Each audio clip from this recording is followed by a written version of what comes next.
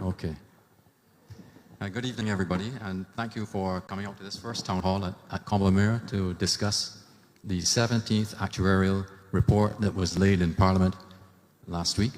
My name is Rawdon Adams. I am the Deputy Chair of the NIS, and I'm here this evening with the Chairman of the NIS, Leslie Haynes, on my left, the CEO of the NIS, Kim Tudor, over on the other side of the table, and the independent actuary, Derek Osborne, whose firm authored this report.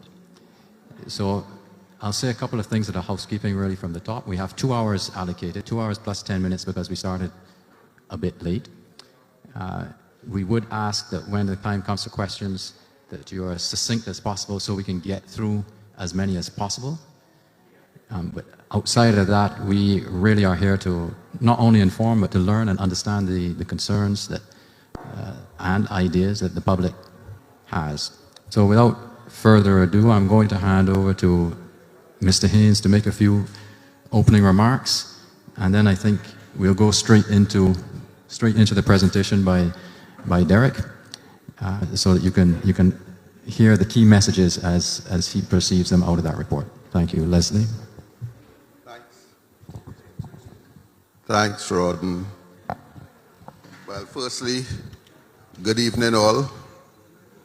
It's a pleasure to be here. And as Rawdon said,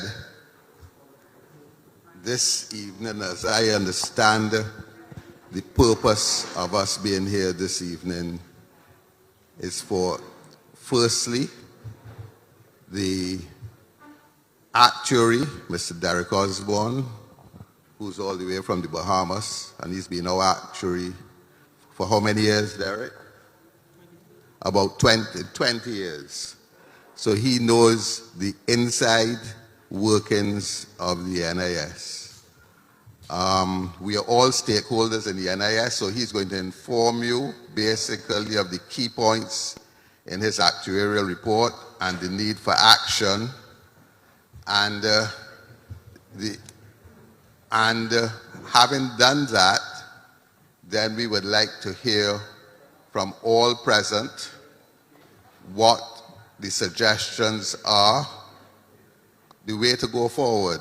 In other words, I think Derek will tell you that every solution for national insurance schemes is peculiar to the country itself, so that there are different solutions, and we have to choose one that's appropriate for us. For instance, and when I say us, it's because we are all stakeholders in the national insurance scheme. I have been on the board since 2018. I've learned a little bit about national insurance, and one of the things that I've learned is that the national insurance is responsible, or really is one of the engines of growth of the economy. For instance, yes, what paper was it that I saw the headlines? Too much, the NIS has too much investments with government. That may be true. And for the last, even in the last actuarial report, Derek has always said to us that we need to, what's the word, diversify, reduce our investments in government paper, move to other places. We as a board, we have been looking at that for a long time, for a fair time. The only problem with that is that for the last 2 years, from March 2020, as we were getting things together, we were hit with COVID. As a result of COVID, the national insurance scheme, I think it's fair to say that we put over $200 million into the economy. And as a member of the board, the only difference between a member of the board and chairman is the chairman has to do all the hard work to arrange meetings and set the agenda and that type of thing. But when I looked around during those 2 years, I really couldn't see the 200 million. When I pass someplace, I'm looking for how did we spend 200 million in the last 2 years with COVID?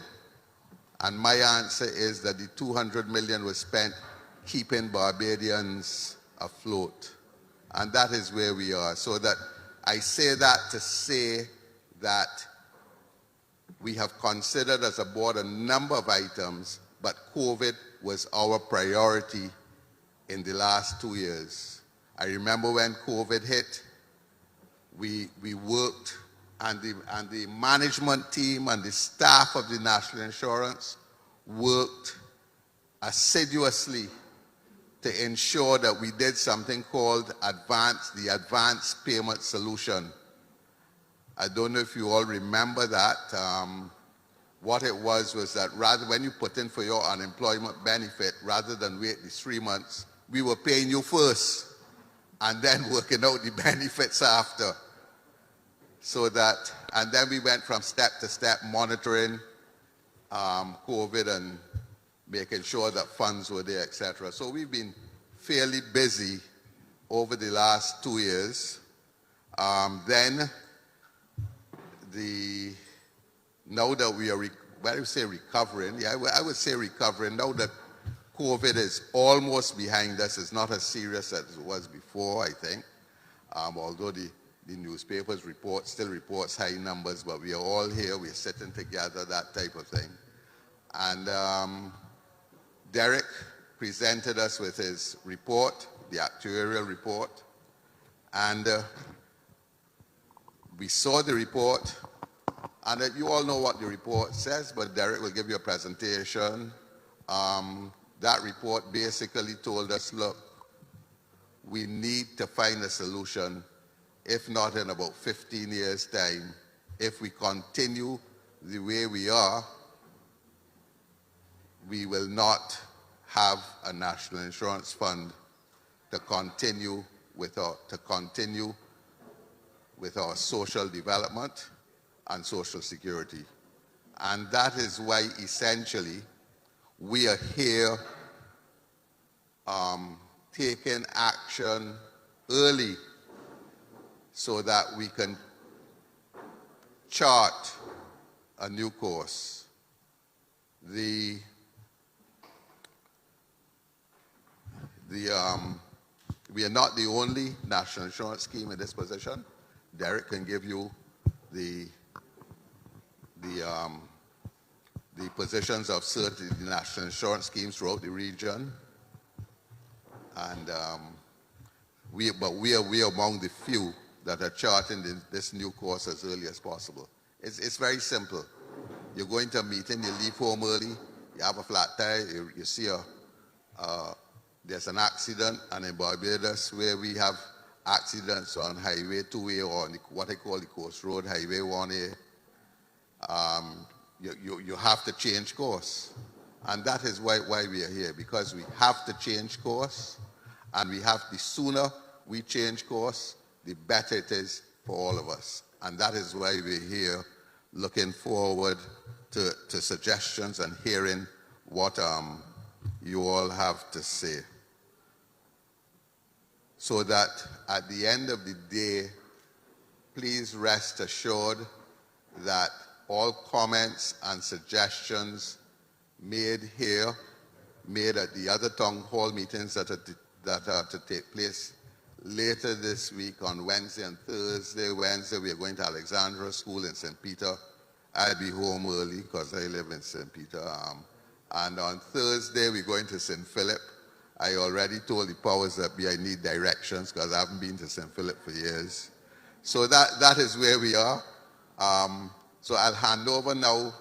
We have, at the end of the day, we have our director from the National Insurance here with us, but I'll hand over now, and she'll be available for questions together with Rodden and myself and Derek.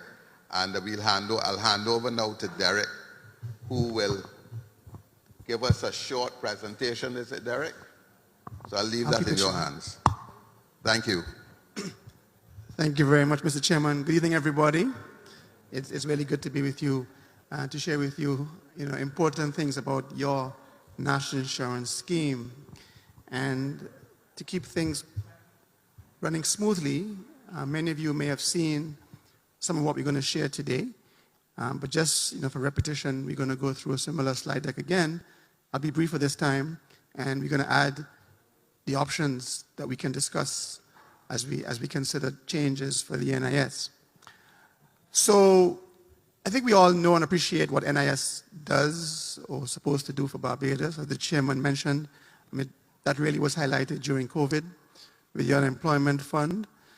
But a simple definition we like to use for why NIS schemes exist across the region and essentially most countries in the world is a comprehensive system of social protection that reflects, in this case, Barbados' value system. It has to make sense for Barbados. It should respond to changing economic, socioeconomic conditions, so social, economic, demographic. And because NIS delivers a service to its customers, it should be satisfying customer needs, right? So comprehensive means everybody, right? And in this case, income replacement benefits. So it should cover income replacement benefits for any cause of loss of income. It should cover everybody in the population. It should represent Barbados' value system. It should respond to changing conditions and provide great customer service. And of course, as a benefit system, people always want more. But we have to balance more with cost. And so those two words, adequate and affordable, need to go hand in hand, even though on the surface, they oppose each other. And the sustainable word is looking out for our children and grandchildren. So we have to find a way to provide benefits that are adequate, that a system still be affordable to those who are paying the contributions, and our children to come are going to be able to afford the system and get a reasonable benefit. On the right-hand side, we talk about what we're trying to avoid. There's certain things we're trying to avoid, and the number one is the fund being exhausted. Most of you have heard by now that if nothing is done, the fund will be exhausted. But the key thing is, if nothing is done. The second thing we want to avoid, as I said a while ago, children and grandchildren paying a lot more to get a lot less than what's available today. And thirdly, we want to avoid many older people not having a pension in old age. And right now, there's only 1 in 8 self-employed people who contribute, which means that if that continues until they get old, most of the people who are self-employed today won't have a reliable source of income in old age. And they'll depend on their children, the neighborhood, and then eventually the state, which is taxpayers, to help them make ends meet. So most of you may remember that, 18 years ago, some major reforms were done to the NIS. In short, the contribution rate was increased, the pension age was increased, but the benefits were reduced slightly. Since then, and the projections were made, hopefully NIS would have been sustainable for the medium term, but since then, we've had some unfortunate outcomes. The population is now declining. We actually have more deaths than we have births since 2017. So the number of babies being born is less than the number of people who are dying. The number of employed persons in the population has gradually come down over the last 15 years. The economy has been growth has been more negative than it has been positive. As we see here from these two charts on the left, GDP growth has been negative in 9 out of the last 13 years. The big negative is COVID, but we all know why. On the right-hand side, we see that the red line, which is the number of employed persons, is coming down from where it was back in 2007 and 2011. We see the yellow line, which is NIS contributors, which is now just over 100,000 from nearly 130,000 15 years ago. Right? So essentially, the economy is not growing fast. The number of employed persons is going down, and the number of NIS contributors is going down. And NIS depends on contributors and a working economy to make sure that it functions and is sustainable. 4 years ago, the government decided to restructure some of government's debt, and by so doing, it reduced its interest obligations every year, which hopefully would have translated to more money going into real investments into the economy and helping to boost economic circumstances to make ends meet. Yes, NIS lost $1 billion in assets, but from an economic standpoint, and I won't spend too much time on this right now, is that taxpayers who fund government's taxes are the same group who pay NIS contributions. So to the extent that NIS lost $1 billion, future taxpayers also are off the hook for $1 billion. So while NIS lost $1 billion, there's a net zero sum for all of Barbados. And the hope is that by allowing the economy to grow and be stronger, NIS could possibly be stronger. It's impossible to have a strong NIS in a weak Barbados. Just impossible. As we all know, COVID-19 hit us 2 years ago, and the main effect for the National Insurance Fund was lower employment. So contribution income was down, but benefit income was pretty much as expected. I mentioned a while ago self-employed persons, only 1 in 8 contribute, which is something we really have to work on. And then the last 2 buttons here talk about administrative challenges the NIS has in terms of service delivery. We've heard many complaints about service being slow, and also we are aware that annual reports and statements that are audited are now over 10 years late. And so that's some system challenges that NIS has to work through and hopefully can improve on in the short term. So the future looks as presented on the screen. From a population standpoint, what we forecast is that every single year going forward, the population will decrease. I mentioned a while ago, births are less than deaths. We still believe there's migration going out, net out. And so what we have projected is a reducing number of children, which is the blue, a reducing number of workers, which is the yellow, working age population, but an increasing number of pensioners. And NIS's benefit expenditure, 73% goes towards old age pensions. So you could imagine that if you have a growing population of pensioners for your most expensive benefit, then that's going to be a lot of pressure on the National Insurance Fund going forward. And that pressure leads to a projection now that if nothing is done, the fund will be depleted in 2034 to 2041. So we did a range, several scenarios, better economic times, worse economic times. So it could be 12 years from now, or 19 years from now, or somewhere around that period. And the biggest challenge is that even though the fund could be depleted, it doesn't mean there's no more NIS, because NIS can still collect contributions from the people who are working and employers for whom they work. The challenge is the gap between what's coming in and what's going out. So on the right side, you see a chart with 2 lines. The red line is a contribution rate, now average 18%. If that remains unchanged, then the costs are going to keep increasing. That's the green line, about 24% today to about 30% in the mid-2030s. So the gap today is about 6% of wages. So we're collecting 18, but paying out 24. That gap in 15 years' time is going to be around 12% to 13% of contributions, which is significant. And that significant size of the gap is probably better depicted here on this colorful chart, where the blue at the bottom is contribution income, about just over $600 million today per annum. The top line, which is the dark line on top, is expenditure. So while we're collecting $800 million, the expenditure is about $800 million, a gap of about $200 million per year. And this has increased over the last few years, not just because of COVID. In the last few years, and as shown on the graph, the yellow section is investment income, which is the money that is a return on the nearly $4 billion that's invested in various securities. All of that is going towards paying pensions today. And the green, which is the selling of assets, so because the blue plus the yellow weren't enough to meet total expenditure, assets had to be liquidated early to help pay benefits. And that's the green. Now, if you think about your own home finances, if you have savings and you start calling on those savings and dipping into those wherever you have them, and you keep doing that year after year after year, there'll eventually be nothing left. And the projection here is that in the mid-2030s, if there's nothing left, the orange or the red is a gap that needs to be filled. And that's about $700 million at the very beginning. So from $200 million today to $700 million 13, 14 years from now, that's a huge gap to fill. And so the goal of the reforms would be to increase the blue and reduce that top expenditure line. I think you can all agree with me, based on what you've just seen, that the National Insurance Fund in its current state is not sustainable. At the current contribution rate, average 18%, and the benefits that are now offered under that fund.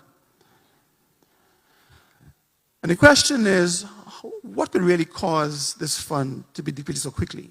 Right? It's $4 billion, just about 3.9.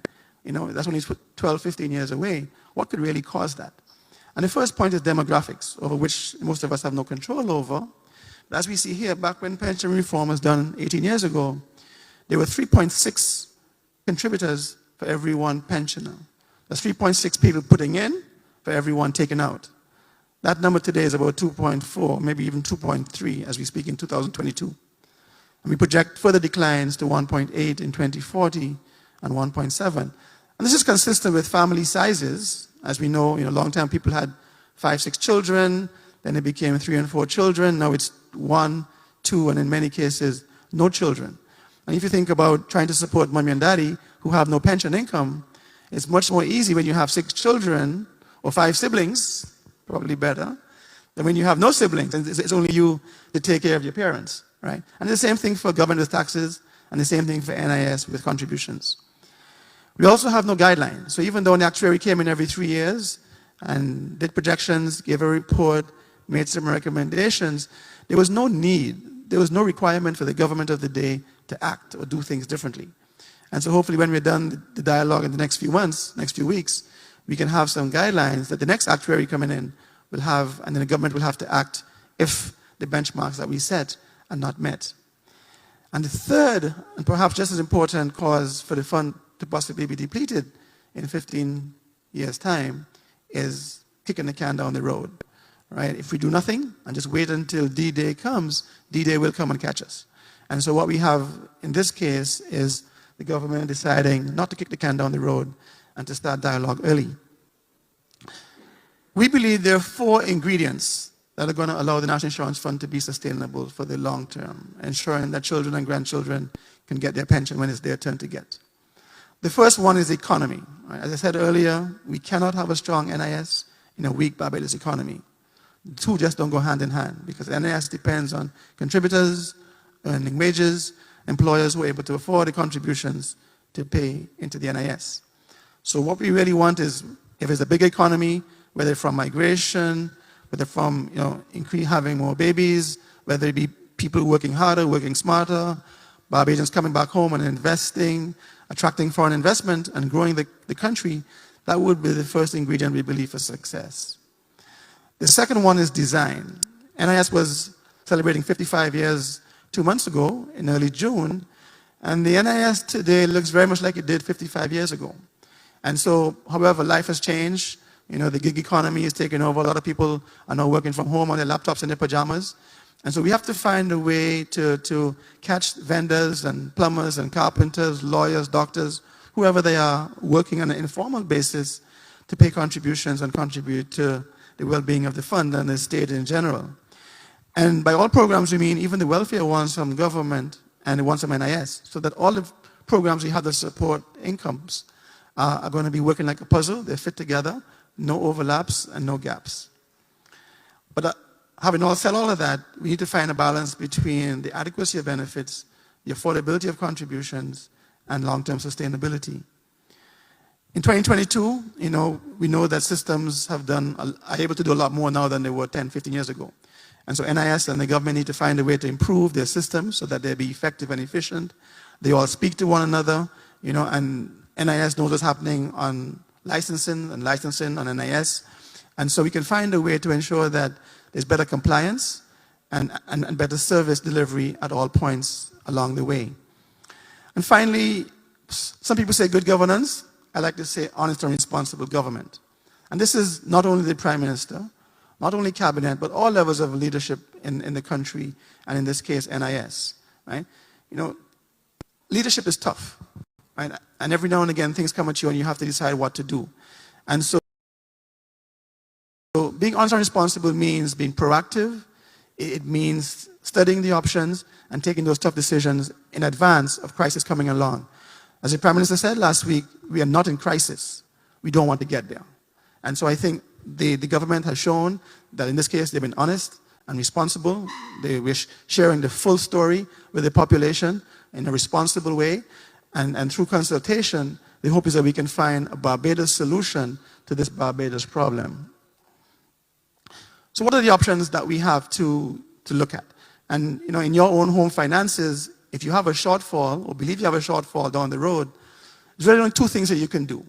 You either have to get more money coming in or cut your spending. And the same goes for NIS. Increasing the contribution can come from a variety of ways. More contributors, so more workers, better compliance, more contributions coming in. We can raise the contribution rate, which is now 18.25% in the private sector. Higher investment earnings, so there's money invested still, most of it in government debt. Hopefully we can try and find a way to get higher investment earnings. And if push comes to shove, and there's a need for additional funds to meet that gap I showed earlier, government has to inject some money into the fund. But again, money coming from government comes from you as taxpayers. So whether you call it NIS in the right pocket, there you go, or taxes in the left pocket, it's still coming from you. On the expenditure side, we can look at finding a way to reduce the average new pension, right? So if you think about, we won't be supporting like reducing life expectancy, killing everybody who's 85 and over. We won't be talking about that. What we can do is look at the new pension amount that people get and reducing that slightly so that going forward, we can reduce long-term cost. And there's several ways that we can do that. We can do a different structure. As I said, 55 years old, the structure may not work as well as it did 55 years ago. Look at a new structure. We could look at a different pillar. So for example, there are options around the world where there's a flat pension payable to everybody who is old. And that's designed to eliminate poverty to a certain extent.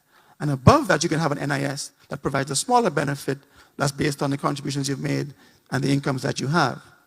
We can target benefits to higher income, to lower income people versus higher income people. We can do a more defined contribution approach where you get back, and what you get back is linked to exactly what you put in. Right? So we have options.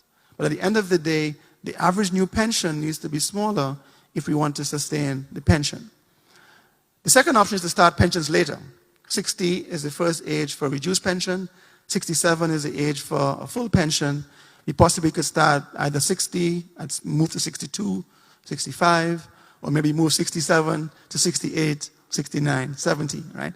All these are options, right? And as the chairman said, nothing is off the table and everything's up for discussion as we go forward, and we look forward to hearing from you in the next few minutes.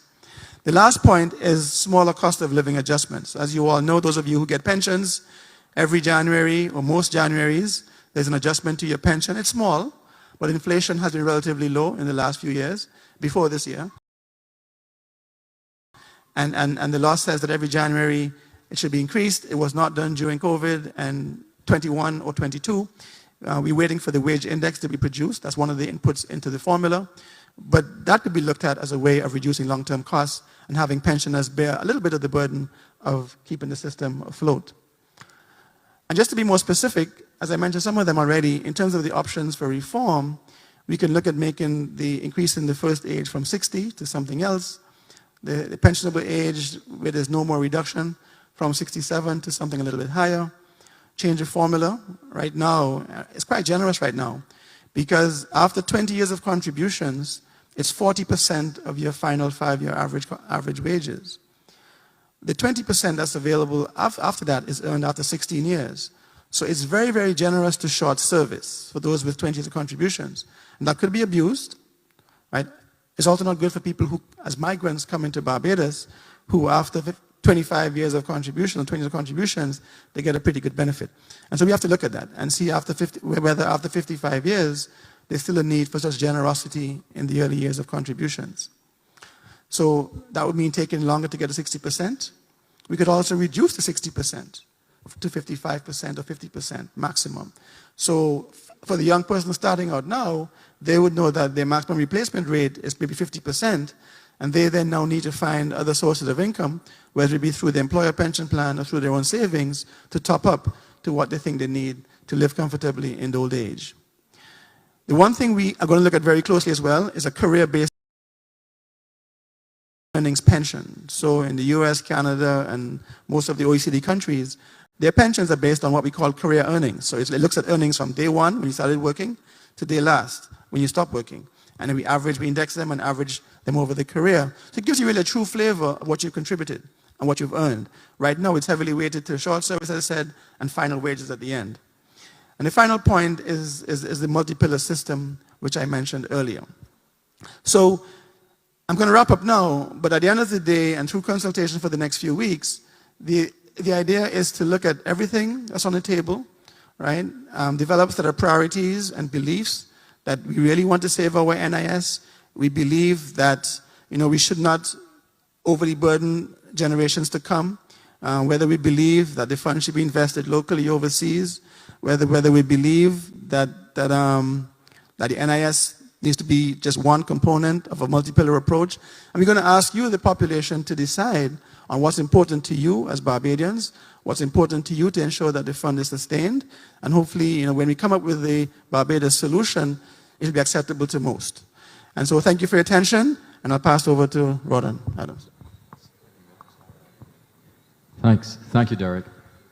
Just before we open the floor to questions, there are a few things in Derek's presentation I want to highlight. So the first one is this, is that as things stand today, the fund is very strong. It's almost $4 billion worth of assets sitting in there. And that is equal to the equivalent of 5 years current spending on benefits expenditure. That is to say, if everything stayed as it was, that fund could pay another 5 years worth of benefits. But things are not going to stay as they are. And this is a very important point I want to highlight from Mr. Osborne's presentation. And I'm going to put 3 questions to you that will explain this. So the first one concerns life expectancy. Yeah. Does anyone know how long a child who's born today, a Barbadian child born today, can expect to live? What his life expectancy is born today?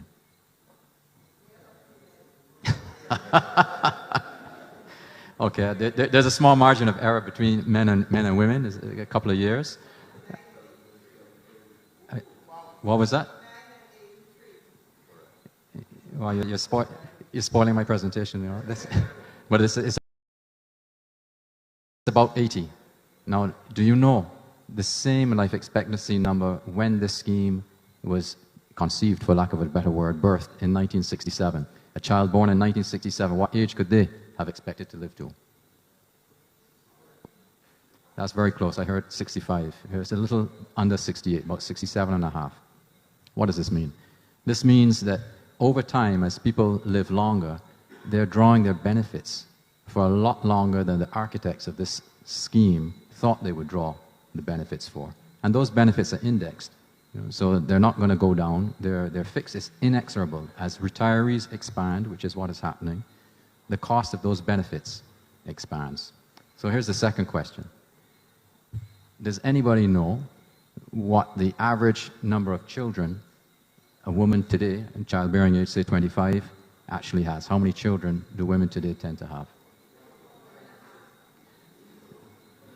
A little more than 1.5. It's about 1.7. Now, nobody has 0.7 of a child, but it's an average, so it's under 2. Now, do you know in 1967, again, when this scheme was designed, what the designers were looking at in terms of the average number of children that women had? Anybody? I couldn't hear a distinct answer, but it's a little under 4. And if you go back in the 1950s, the number was 6. So over time, the population is shrinking. Over time, we've gone from 6 in the 50s to 4, or a little under 4 in the 60s, to under 2 today. So again, what does that mean? That means that there are fewer people entering our workforce.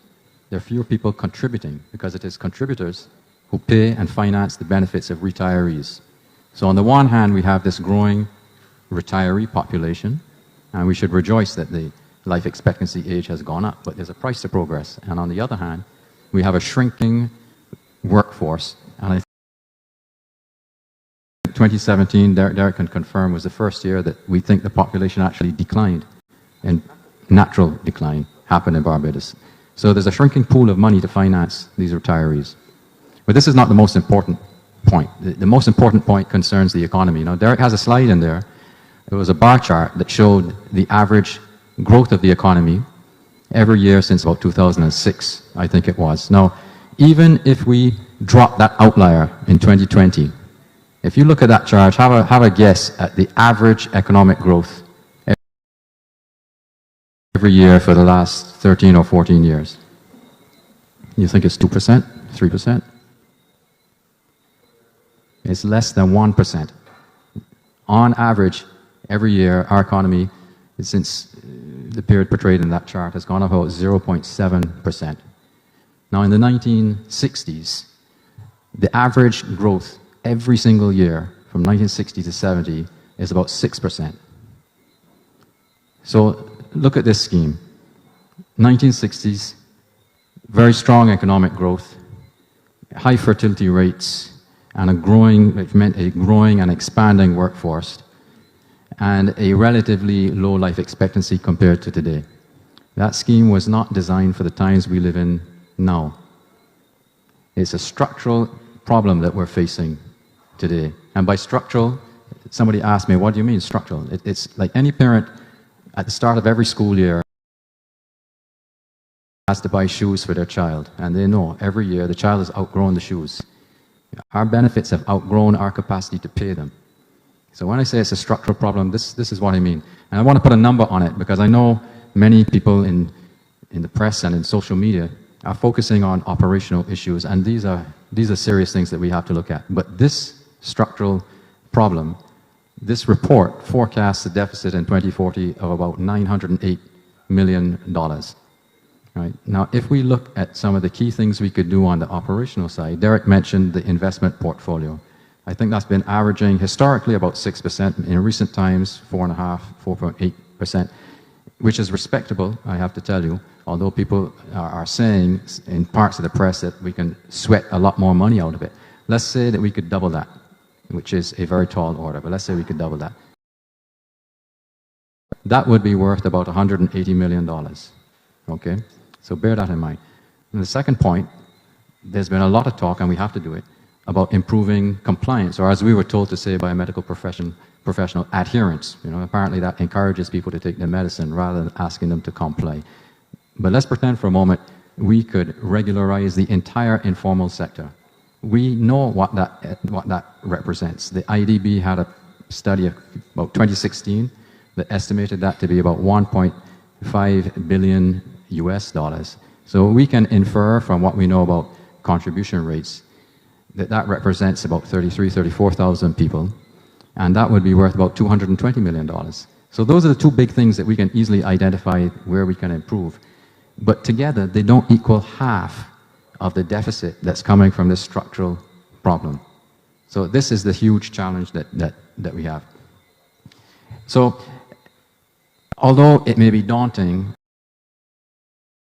looking at it that way, I would say that we have to bear in mind many other countries have faced this issue. There are a lot of precedents. There are a lot of examples of what has been done and what can be done, what we can learn from.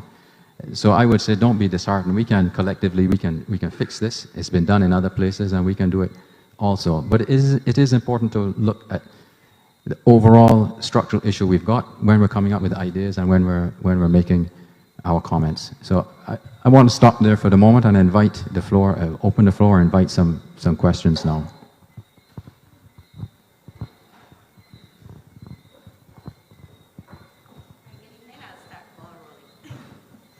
Would you mind repeating someone might have to adjust that mic for you. Just repeating your name before you get into the questions. Hi, good evening. I'm Sandra Squires. Right. Okay, I'm not sure if I might have missed this information in the presentation, but I was wondering what is the percentage difference between the persons that are eligible to pay the contribution and those that are not paying it. Because my concern is that I don't think that we are aggressive enough going after persons who should be paying.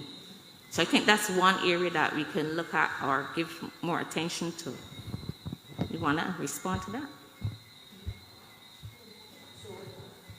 One, I guess you're referring to both employers and self-employed persons. Yes, please. So I can't give you the exact percentage of employed persons. There are two issues with employed persons. One is that there are some employers who just don't pay. Don't deduct and don't pay. And there's some employers who do deduct and don't pay, right? And then some pay late. So we don't have the numbers. I think there's an estimate that was on that Kim gave the other day for outstanding contributions. That's something we really have to look at and get a good number as to what percent of employers are up to date, and those not up to date, how large is that deficit? And the second area of concern, you say that about 73% are no benefit from the old age pension. Do you still, the 73% are, sorry? Of all benefits, yes. 73% is old age. Old age, right, good. Yeah. I'm not sure, I got two different sources of information, but there was one person who informed me that you'd still do non-contributory pension, but it's not automatic, right? I'm wondering if you could look maybe at up in that age. So in other words, rather than at 67, the non-contributors get a pension once they qualify. Why not take that number to maybe 70, 72? And leave the contributors at the lower rate. Right. I'll go first. So the non-con pension is mainly a state finance pension. NIS stopped financing new benefits in 1998, and anything that was increased above $74 something cents back then is paid for the government. So there are few people left on the NIS roll. There's only about $7 million a year for NIS this year. Oh, okay. And $643 million for old age pensions. It's really, really small and going down. So the old age non-contributory pension is really a government pension, which is designed to ensure that people who do not have a contributory NIS have something on which to live on. Okay. All right. I just was wondering if that would make a difference, because every little counts.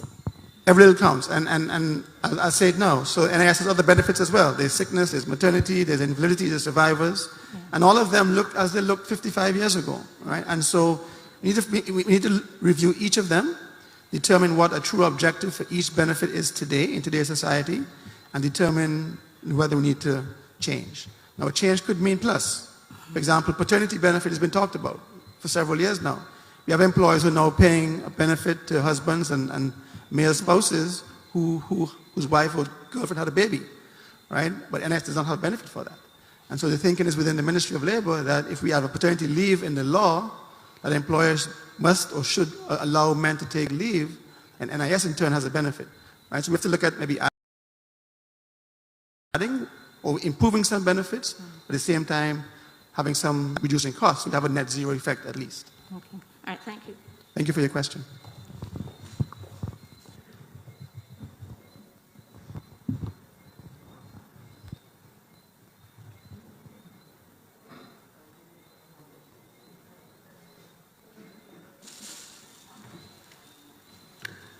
Good evening. My name is Charlie Edwards. I just want to say I'm not in agreement with what the first speaker said about increasing non-contributory pension.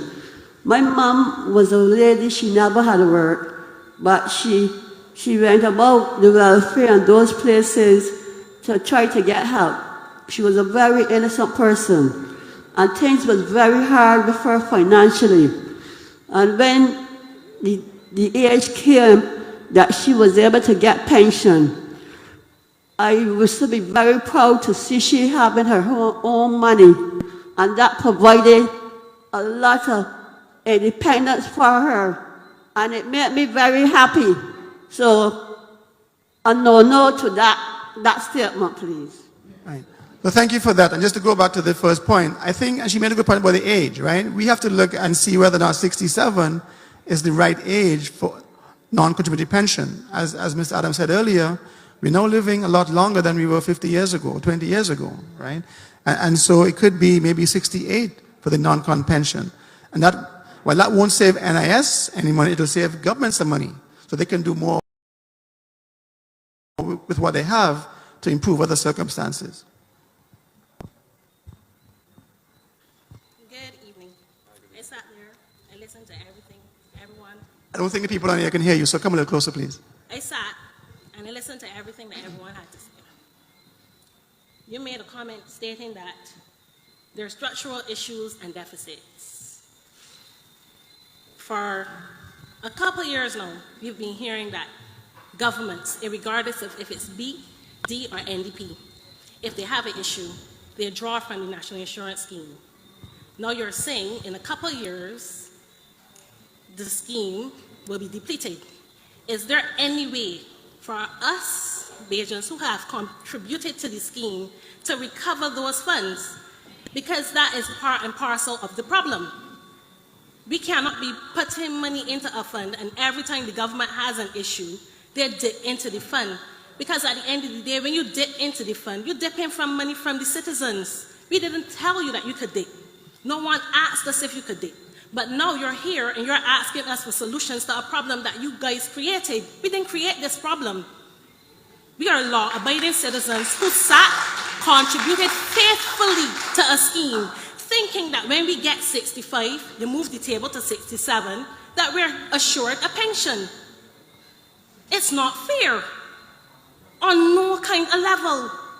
And I sit and I listen to every single person speak about everything. And the first thing that you guys need to do is stop governments from dipping into our money.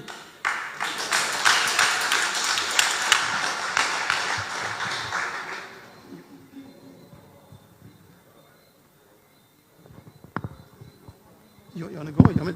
So, thank you for your comment. And all I'll say is that there are rules that govern the National Insurance Fund and investments.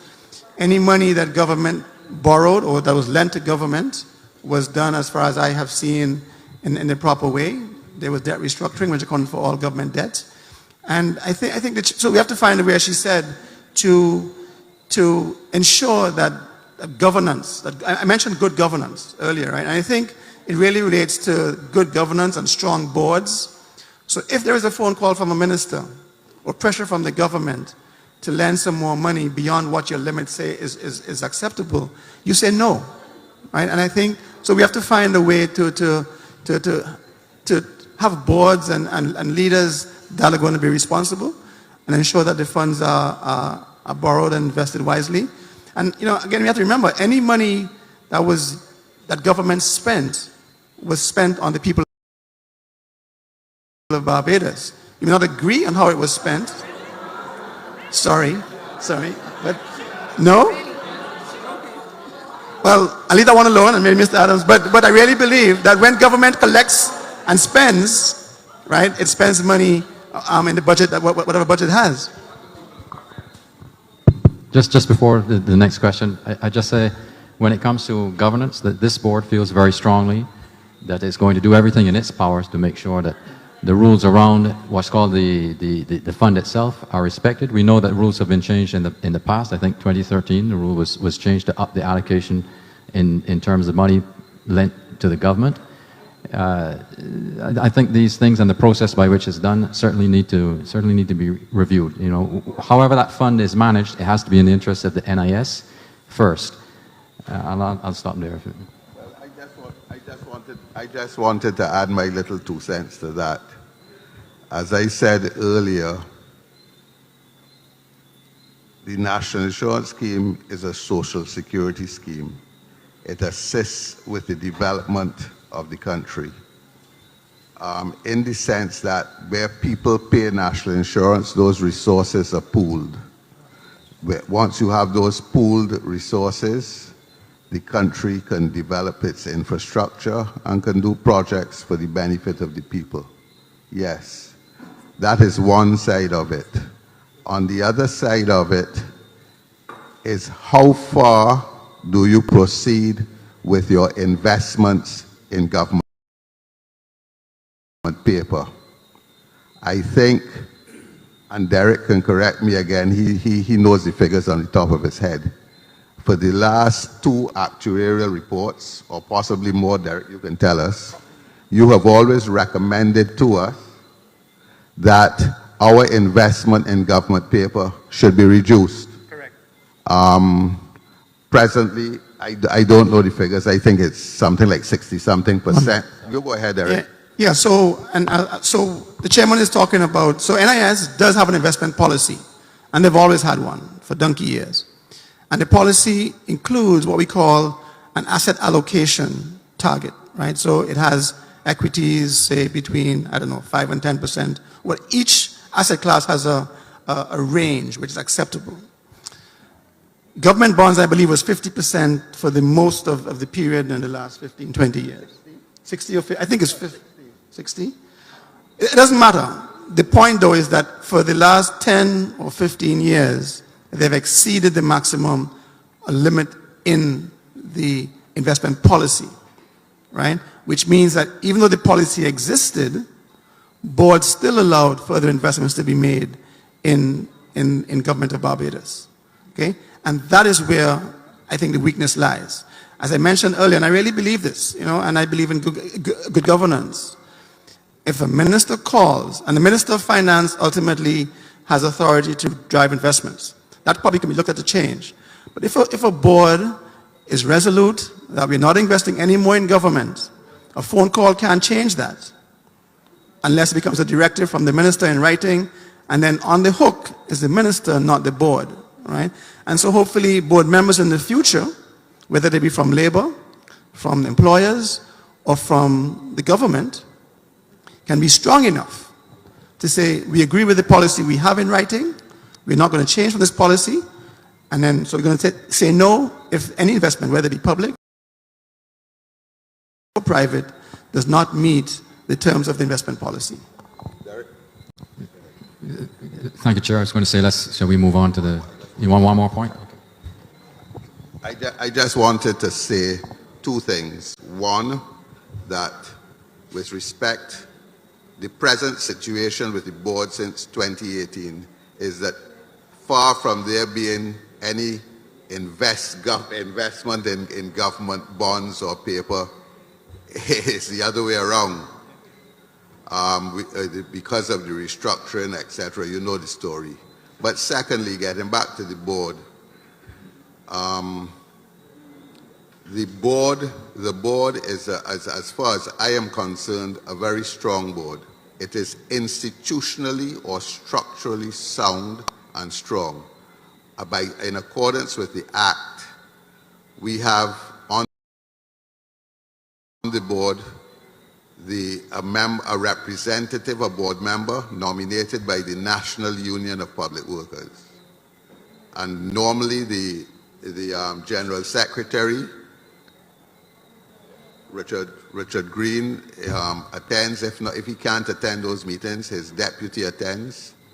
We also have on the board, so you have the National Union of Public Workers represented on the board. And Richard will tell you, at board meetings, Richard will say, I have my interests to represent.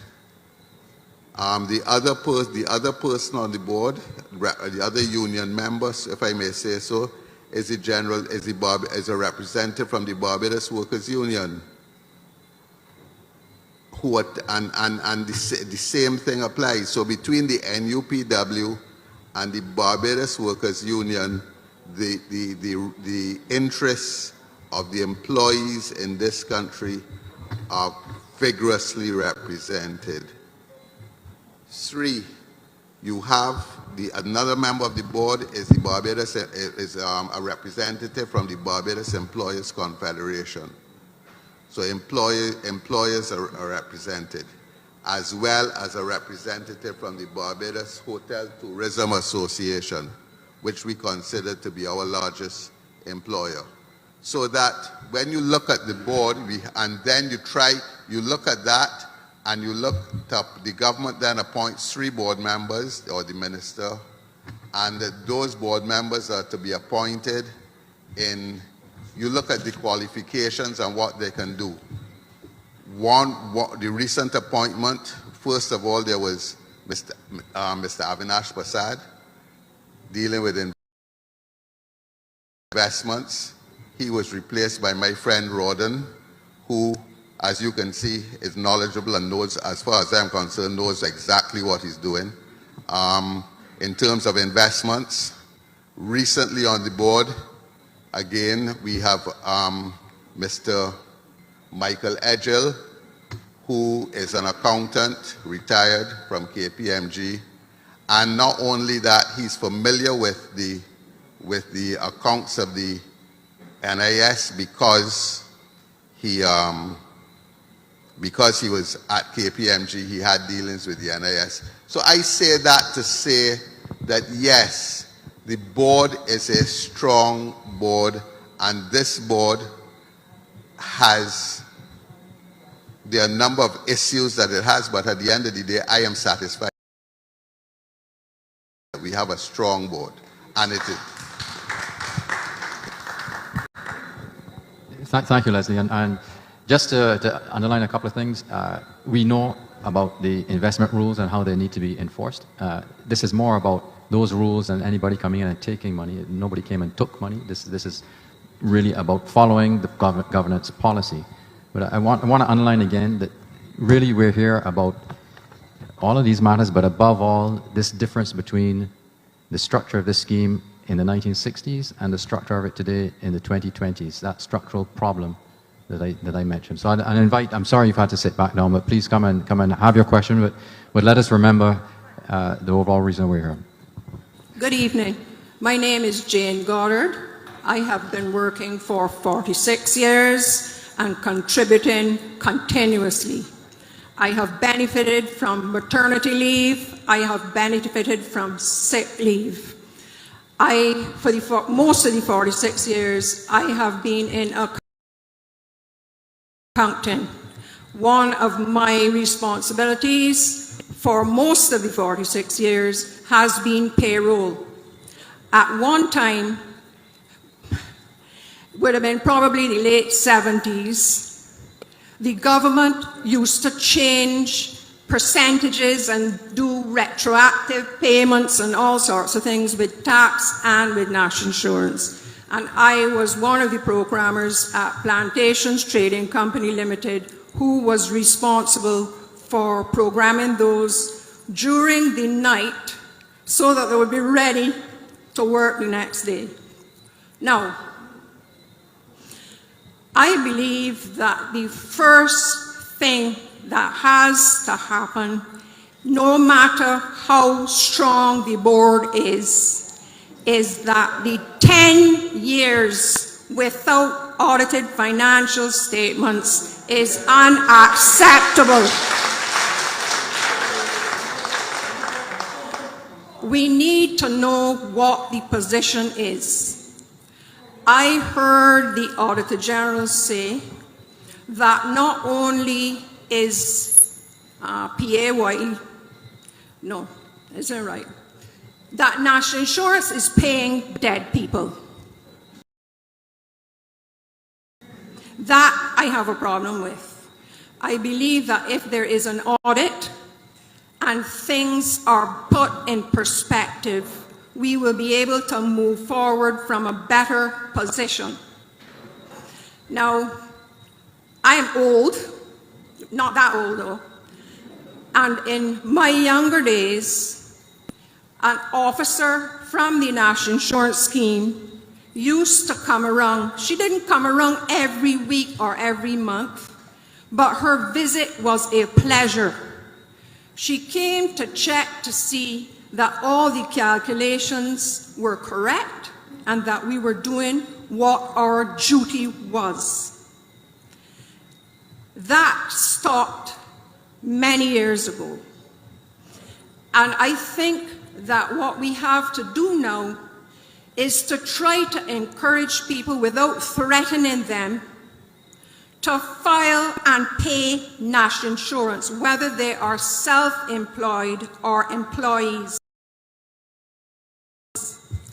I am happy that I have performed my duty and my responsibility for 46 years. And please God, when I reach 67, there will be money inside there for me to get my pension because I've worked my tail off for 46 years. Thanks.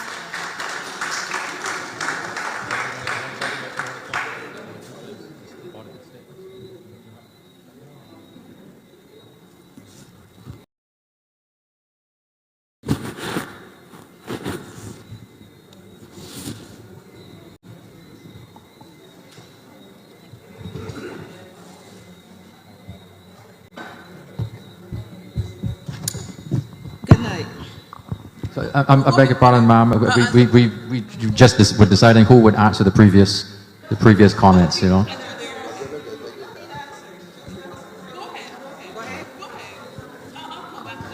Okay, good night. My name is Cassandra Bowen. I have a number of things to say. I don't normally get involved in any of these matters. I really don't like being my business. But after listening to the press conference, I felt strongly about what I heard. And like one of the other members who spoke earlier, I remember when my grandmother got her pension taken away because she brought her 3 grandchildren to Barbados from an orphanage in Trinidad, and NIS told her that if she could afford to support 3 children, additionally to what she had, then she did not need the money. So my grandmother went through all of the rest of her years until she died without pension. That was wrong. When I heard the press conference, the first thing that hit me is another fear tactic. 12 years of money left. It seems like if every time we have a press conference, it brings fear on the country again. What's going to happen next? And as a person who has just retired and seeing what I got as a gratuity, because if I had a mortgage, a car to pay for, children to send to school, or God forbid, if I got ill, that money would be of no use to me. What I currently get as a pension, by the time that I done pay all the necessary bills, I am back to square one. Pension is like working from payday to payday. And I know a lot of people feel like this. I have a concern with the fact that money was borrowed from the NIS and not paid back. And I feel that somebody should be held responsible for that. With KIPO, if as a small business person, you have to submit your financials every year. And if we have a national insurance department and all of these top people inside there, and we cannot get audited reports on a regular basis, then somebody should get fired. That's how I feel.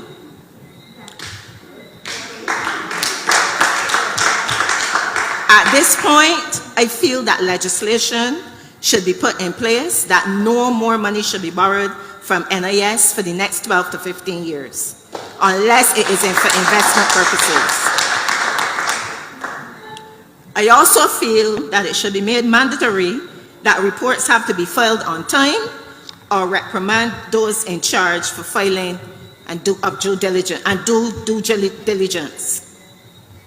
A law should be enforced on employers, local, private, overseas entities, even churches who have taken out the necessary funds and not paid into the system, and a requisite penalty applied for non-compliance.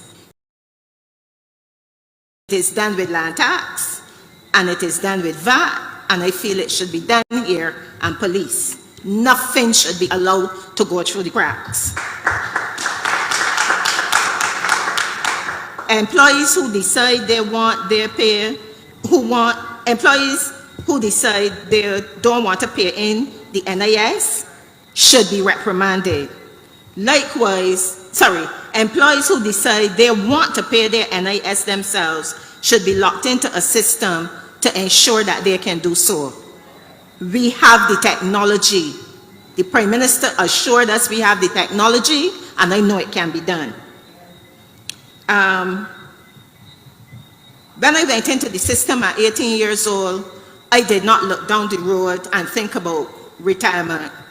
And I believe that during my working years, we should have had some information workshops, seminars, something that would give you an understanding of what will happen down the road.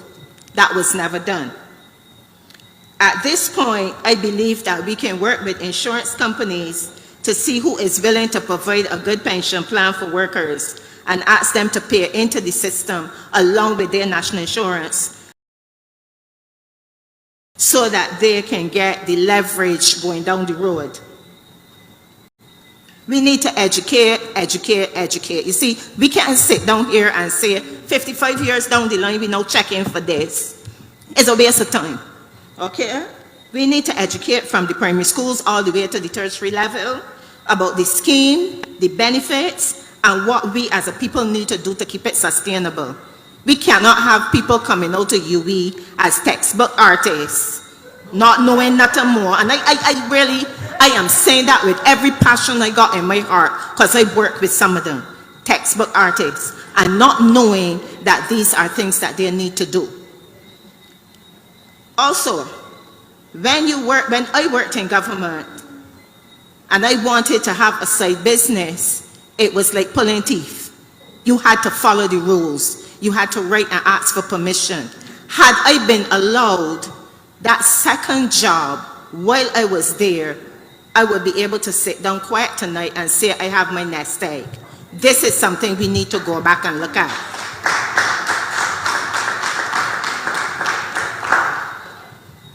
We need to find an incentive, not money of some kind, to get small entrepreneurs to pay into the system. Again, more education is needed here. Again, in the form of workshops and seminars and face-to-face conversations. We ask everybody now to become an entrepreneur. The bank is giving you real stress. Nobody has looked at that. We got thousands of office space downtown that lock up, and nobody would say, bring the prices down so the entrepreneurs could go in there so we could pay the system. You see, you can't look at this thing in a vacuum. You got to bring all the sectors in, provide the necessary things going forward so people feel comfortable to be able to go out there and say, look, I believe in this system. They're giving me X, I'm going to do Y.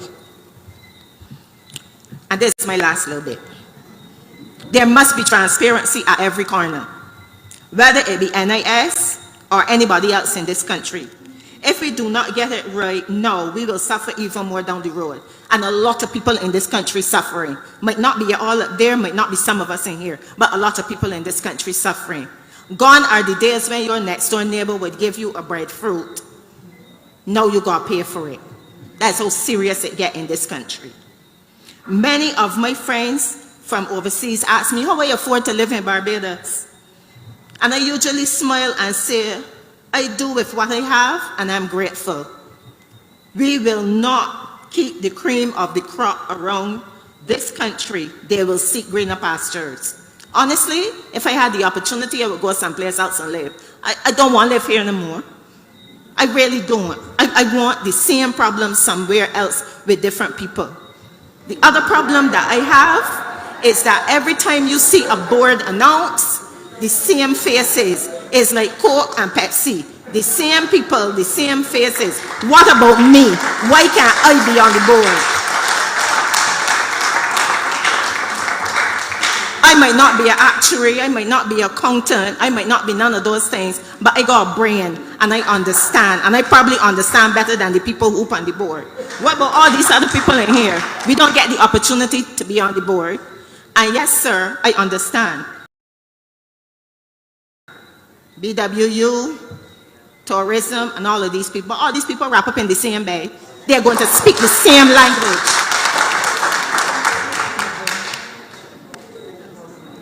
We have to be accountable for all of us, from the government back down to the man in the street. This is paramount. We have a lot of people who I saw on Kadooment Day walking around selling water. You think that person is going to pay NIS? It's a seasonal thing. How are we going? And that person might go out there and get hit by a truck. Somebody has to pay for that. Every time somebody gets shot in this country, they run to the QEH and they get patched up. At great expense. But I might be waiting for a surgery and I hear COVID.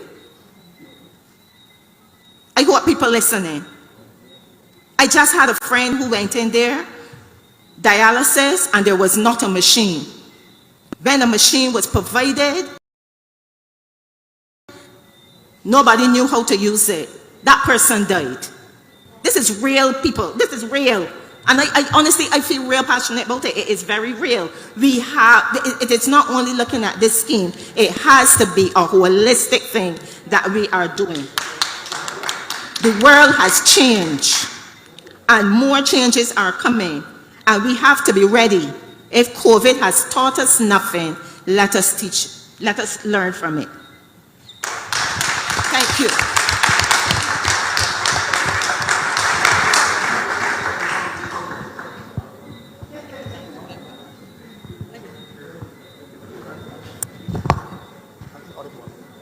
Yeah, thank you, ma'am. I think we'll have the CEO make a few observations. Yeah. Good evening again. Thank you very much for those recommendations. Thank you very much for taking the time to document those. If you are minded, we will be happy to get what you have written, because I thought there was a lot of useful information there, including the fact that it's a holistic thing that we're dealing with, and you have to look at it in broadly. So I'm just going to speak to a couple of the things that were raised by both of you. Certainly compliance is an issue, and I was pleased to hear that at one time when you saw the inspectors, it was a pleasure. Over time that has changed, but if we could get back there, and that is our intention, that the inspectors help with registration and guidance and information and so forth. So I'd be happy to talk to you later to get some details on what the inspectors did, because I'm so happy to hear that the inspector is a pleasure. I have some inspectors up there and they're happy to hear that as well. So a couple of things. Dead people, I know that is a big issue. At present, we pay each month 48,000 pensioners. So this is pensioners only. This is not disability or anything. 48,000 pensioners. Years ago, the life certificate was discontinued. So therefore, we wait for the monthly update from the registry. So right now, we are processing payments for the end of August into September. So we are always ahead. So we are always going to be mailing out pensions ahead. So we depend on two systems. One, updating our records based on the registry and the goodwill of families to notify us that the person have died. So I would say that 5 out of 48,000, and the system was able to still identify the 5 out of 48,000, does show that we do have a system in place. And when I mail out at the end of August checks, somebody's going to have a check that takes them to the end of September, but may, God forbid, die in that period. That is what we are looking at, okay? So we have looked at how often we should get the updates from the registry, how often we should update our system, and we are certainly addressing it.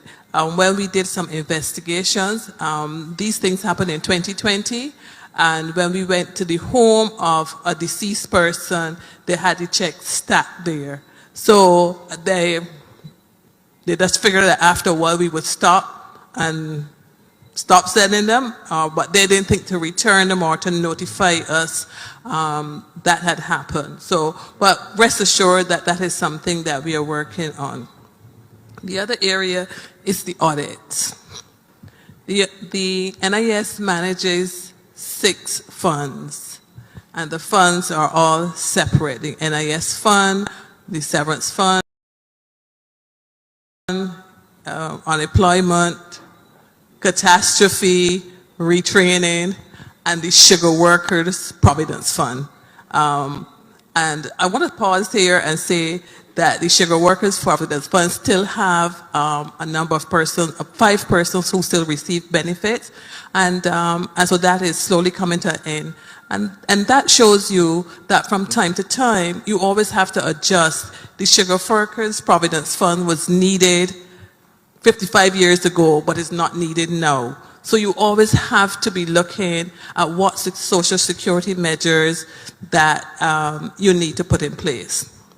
So I go back to the funds and to say that they're managed separately. The Act governs how they should be managed. There's no real commingling of the funds. Each fund has its own income statement and its own balance sheet. We take our responsibilities for managing those funds very seriously, and on my desk would be the July 31st, 2020, August, July 31st, 2022 financial statements. It is my understanding, because most of you know that I am new there, but in going back through and we're looking at where we are, in 2010, the financial requirements were changed so that you move from a cash accounting to an accrual accounting. Now, many of you know that when a company is doing its audits, it will send a letter to the creditors and the debtors, do you owe this? Now, when we send out those kinds of letters, nobody is going to reply, yes, I owe NIS this. So therefore, we have to justify and show the auditors how we can validate the accounts receivable. If not, we go back to cash. So it is only one section of our financial statements that are there that the auditor, and so the Auditor General is working with us to develop and to implement, I would say, a framework that will satisfy internationally accepted accounting standards and also provide what we call, and all of you that are accountants will know, supporting schedules that can be validated. So the financial statements are prepared. They are prepared. And for the smaller funds, catastrophe and so forth, they have been audited up to 2015, 2016. So don't feel that we don't do financial statements each month and which go to the board. They are done, they are prepared. It is just working with the auditor to get a framework that is acceptable, that can see those financial statements certified, and then once they're certified, then they're laid in Parliament and they'll be public documents. So we would apologize that you haven't had sight of them because they aren't public documents, but rest assured they are there. Rodden, I think that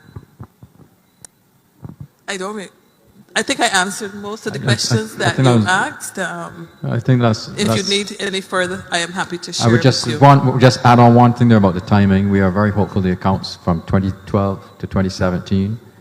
We're aiming to settle those by the end of this year, and the rest by June next year.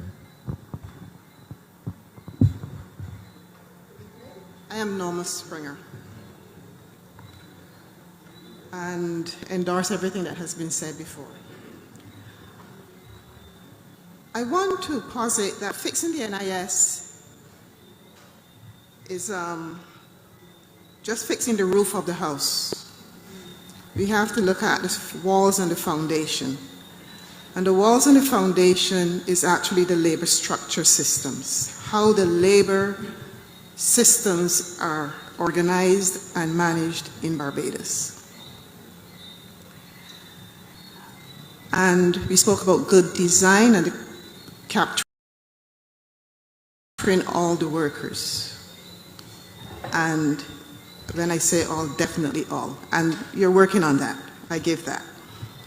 I have some cousins in the United States who work as barbers and carpenters and masons, and they have to be registered. They have to be licensed every year. And that license issue is related to their income tax payments and all other taxes and rates that they have to pay. That is not rocket science.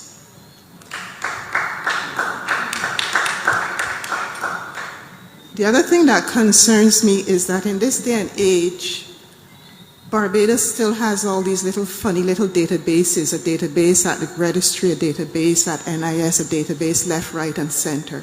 Where is the central database that manages all the data and every institution have access to it according to its needs? Why do you have to wait to get a report from the registry The coroner comes, he certifies, he puts it into his iPad, it goes to the registry, and it should come into your office same time.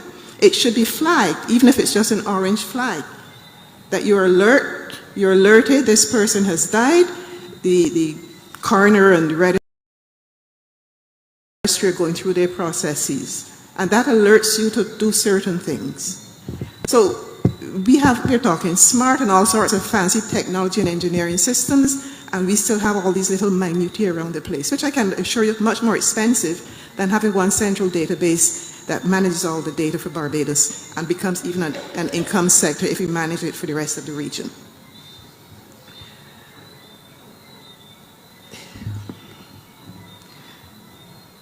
Labor. We've been having workforce adjustments over the years, and NIS or the systems have not been adjusting. There's been automation of labor, which means that fewer people in the middle and lower tiered sectors are required. Those are people falling out of the workforce, which means that contributions from them become less. We spend millions of dollars in education every year, and the return on that investment, to my mind, is dwindling. What you invest in education today is supposed to put into the NIS tomorrow, because you are expecting higher tiered people above gardeners, room attendants, security guards. And I am afraid that Barbadians are falling out of the higher tiered income brackets which pay into the NIS. I say this because I have here advertisements from the Nation newspaper. Here is one dated the 29th of July, 2022. Sorry, 29th of June. Nation newspaper, page 34. Vacancies.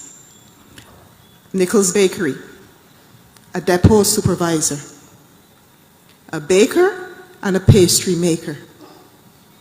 This is what Nichols Bakery has approached the Immigration Department for. 2022. What has happened to all the bakers we've had? What's happened to the hospitality institution? What has happened to the BIMAP, who's teaching and training supervisors over the years? We need to import a supervisor to sell bread. And we all know how the work permit system works. We all know how foreign people in the workplace are paid, what goes on the books, what goes offshore. We know how it works. So Barbados has to really have a proper integration system of what skill sets are available on this island that the Immigration Department has access to know that when you make an application like this, it has no valid basis for going forward. So when we talk about the structural things in the NIS, we need to look at the structural things in the labor market, in the labor management systems, and then put the roof on, which is the NIS. Thank you very much.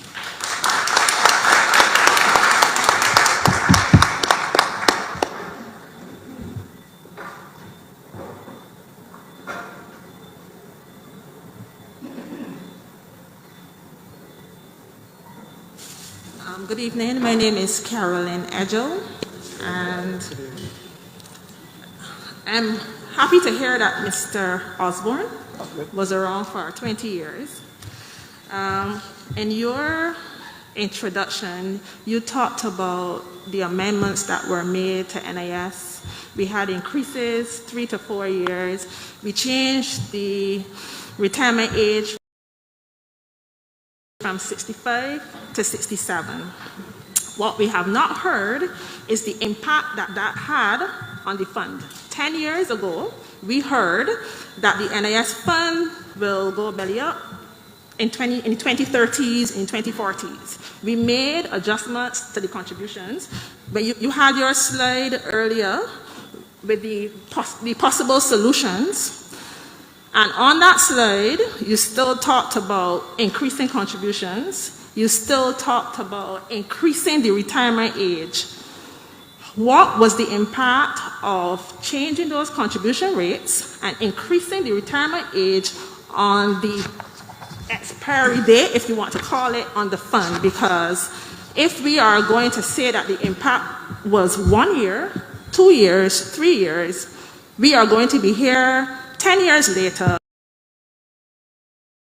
to wash this all over again. Was that a viable solution? Is it going to work again? Is the structure of NIS even designed to last a lifetime? Are we putting plasters on sores? Are we fixing symptoms and not the real problem? Because, like, I would have expected to see slides, and perhaps that's because how I envision things, on the solutions and the impact that will have on the fund. Would it extend the life of the fund 5 years? And I know you're an actuary, you already did your triangulations and all of that, so I don't think that it's an out of the way question. But if we are going to say that we increased contributions 3 years, I think it was 3 or 4 years back to back, we extended pension age, and the impact on the fund was just to increase its life by 2 years, I don't see how that is a viable solution to be up on a slide today.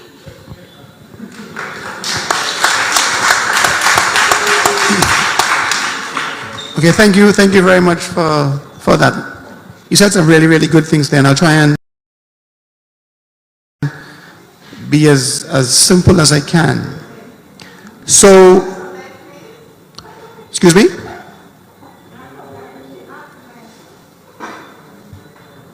Okay, so in 2004, reforms were done, and hopefully, well, I'll say first, hopefully everybody has been able to download from the website, either the parliamentary website or the NIS website, the report, the full report. You only see a snapshot on these slides here tonight, but the report is about 80 pages long, and it includes some charts that show the history of the fund. And you can clearly see after pension reform, the size of the reserves began to grow, right? So it was a clear indication that it began to grow.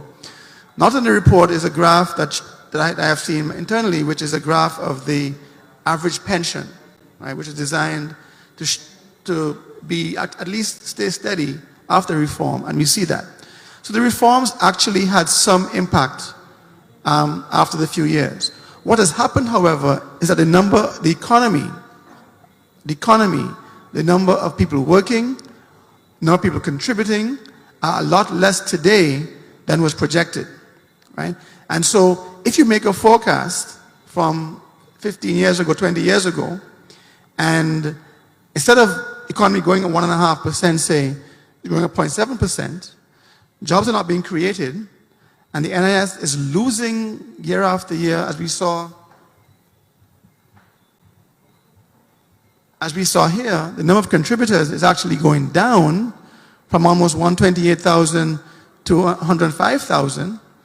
The challenge is the base, right? So the contribution income is not growing as fast as expected after reform was done. And so, like in your families, right, every now and again you have to take stock as to where we are and how are things going, right? Someone may lose a job in a family and therefore income may be down for a while. You may get a bonus, so things change, right? And so in our context, things have changed. We're still getting older, we expected that. Fertility rates have been about where they were for the last 15, 20 years. We expected that. The economy we didn't expect to remain this low and for growth to be that small.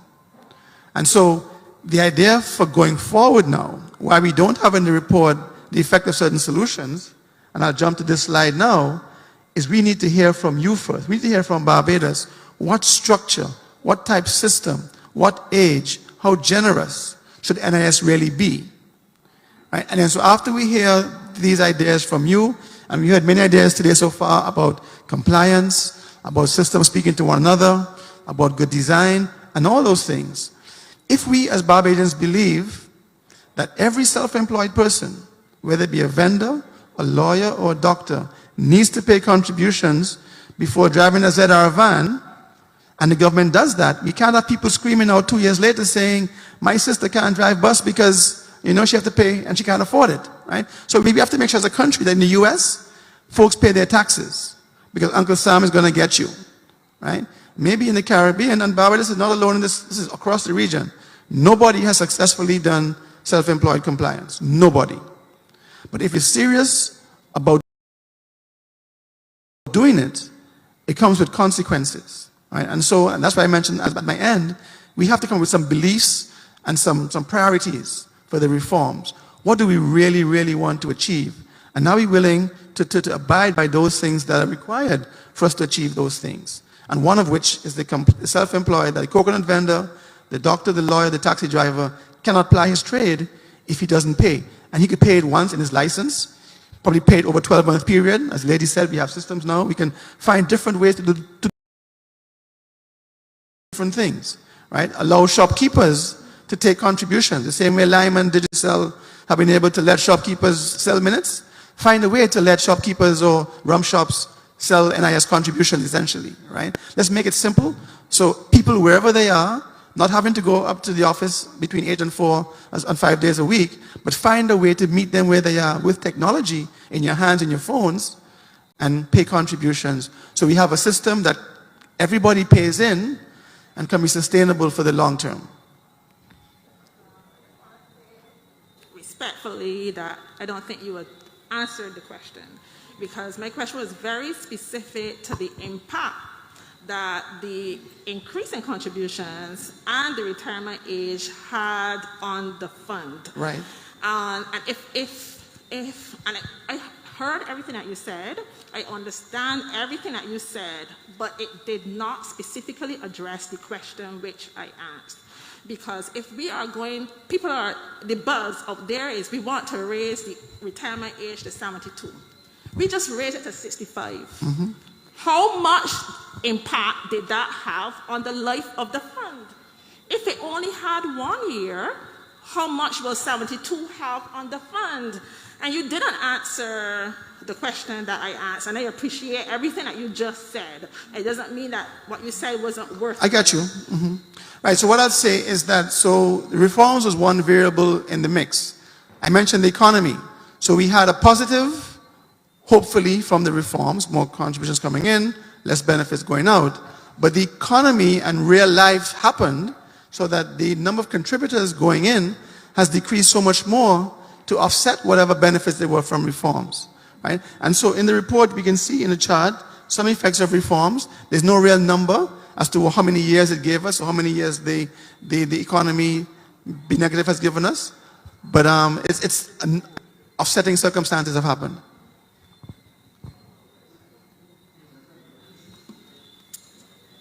Good night, everyone. My name is Wiggins.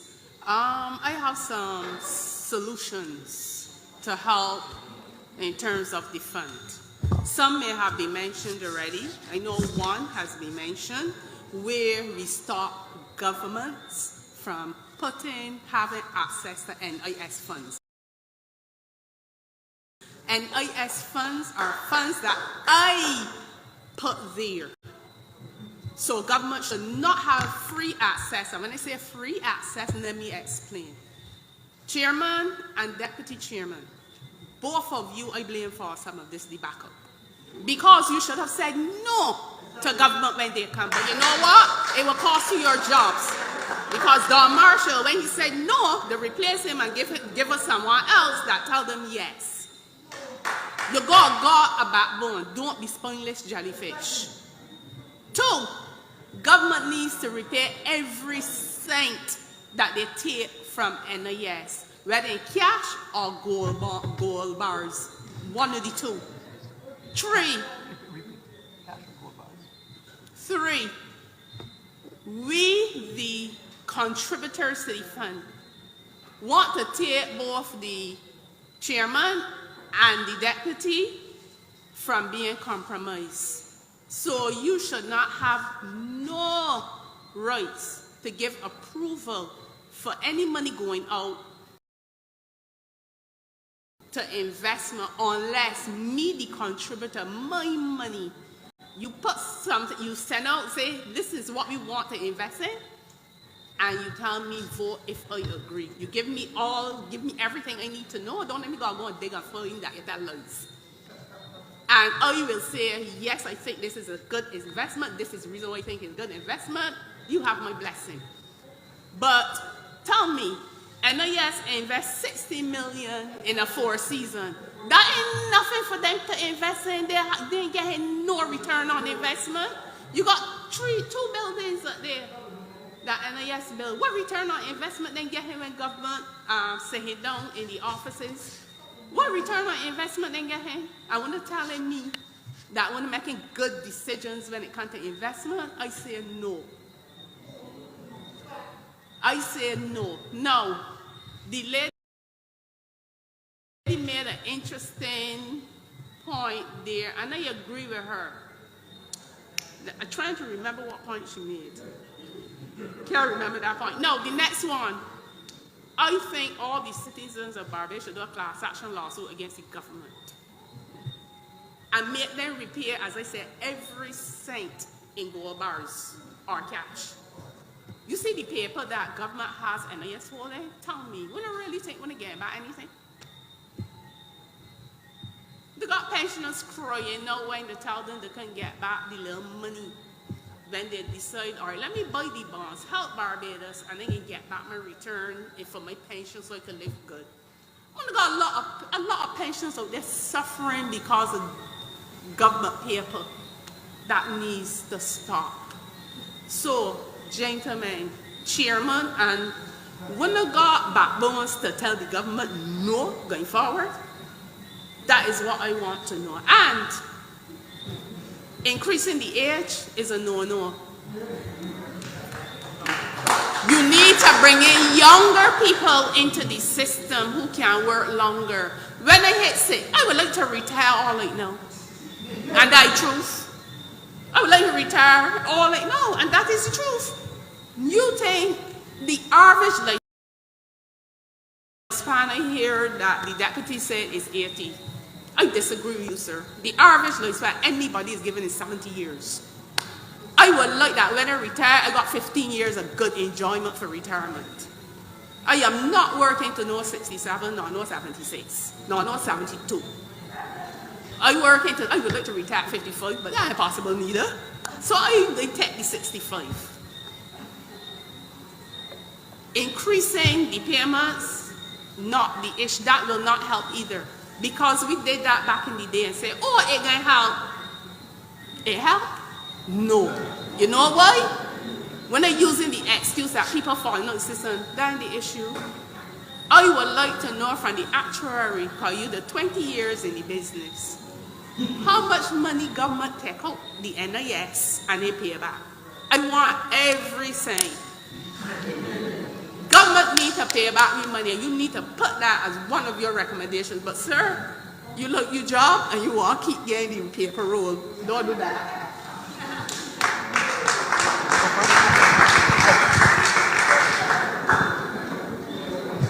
Thank you, ma'am. I think there are a few things I would say. I think in governance terms, if the chair and deputy chair do not follow the guidelines that are laid down in the investment policy statement of the NIS, they should walk away or they should be sacked.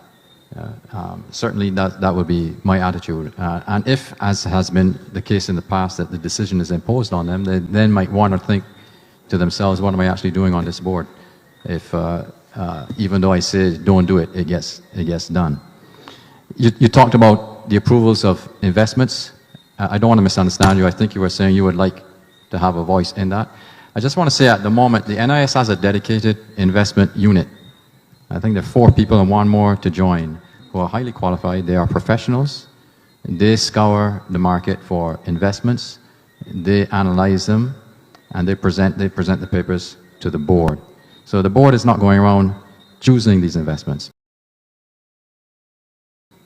And I think it would be a bit unwieldy to have citizens actually vote on whether they want to improve a project or not without the necessary financial training to make a good assessment. If in retrospect, when the reporting is done and these things continually do not work out, well then you should have recourse to say that investment unit is actually not doing its job. More broadly, we have to invest. It's very important we have to do it properly. You know, we have to have professionals in there to actually make the assessments and do it properly. I think I heard, I'm not sure if it was you or the previous lady refer to Four Seasons. I'm going to say the money that NIS put into Four Seasons was $9 million. And at the time of the debt restructuring, it was all repaid by the Ministry of Finance. NIS did not lose money on that particular deal. You also mentioned the property portfolio. Property portfolio in the NIS is worth about $330 million. At the moment, the gross yield is over 8%. I can't give you the net yield because I'm still trying to find out what it is, but 8% gross is pretty good.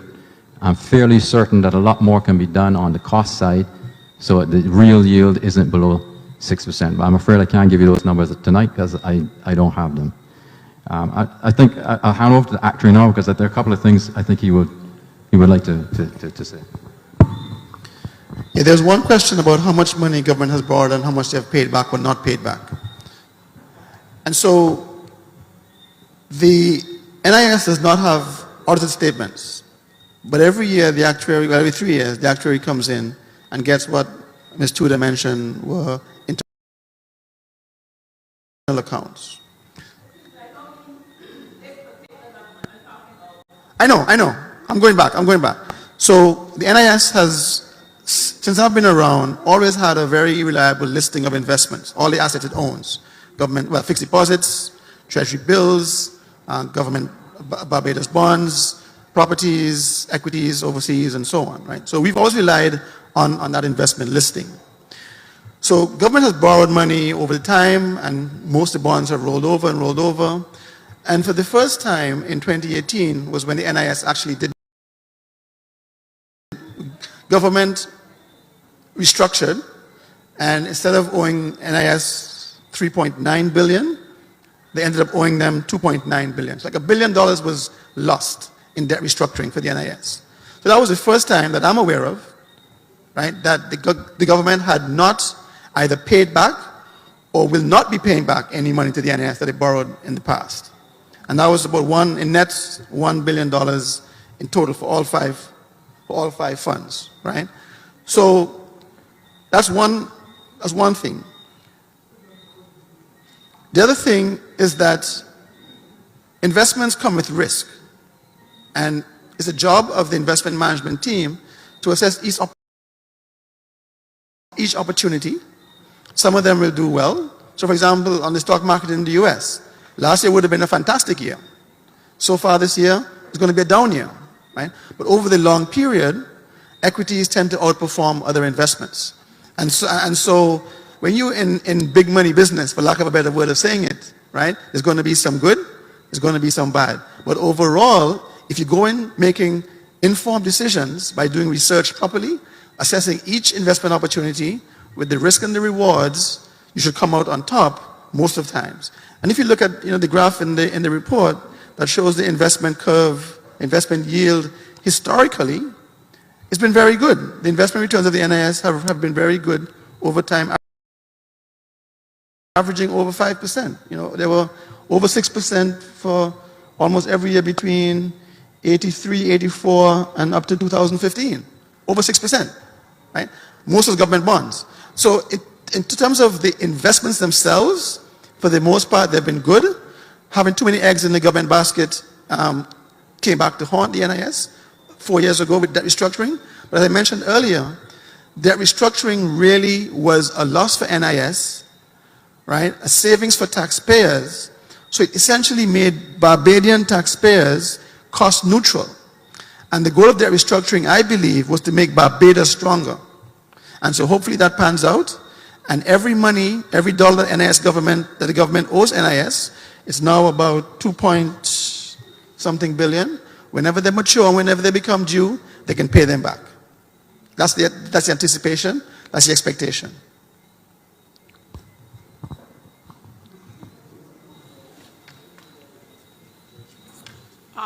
I know you try to explain, but all the fluff, you still ain't explain it properly. And the buildings, I'm not talking about NIS holding. Yes, buildings have value, but I want to know, does government actually pay rent every month to NIS for renting out all these buildings? Do they actually pay the rent to NIS, or is it done physical cash, or is it done by government paper? Well, you know, I think Deputy Chair could answer it better than I can, but I'll give you my answer. That Deputy Chair can give you his. Okay. In my view, one of the best things that ever happened to this country was the IMF program. And the answer to that is why? Because it imposed upon us fiscal discipline. When I joined the NIS board, the transport board owed money. The national housing owed money. Other statutory corporations owed money. But you know what the IMF said? The IMF said, you're not going to get another drawdown unless everybody brings the payments up to date. And you know what happened since then? We at the NIS are being paid on a monthly basis. And there are times, yes, when there are certain statutory bodies who do not pay. Very simple. You call up the Ministry of Finance and you say, this statutory body owes us 2 months rent or 2 months contributions. And you know what happens? We get it. So yes, currently I can assure you that we are getting paid, and I think I could be wrong. I know the IMF program is coming to an end soon, and perhaps we may go into another one. I do not know. But the point is, fiscal discipline for the entire country of Barbados, in my view, was the best thing that ever happened to Barbados. Okay, glad to hear that. You want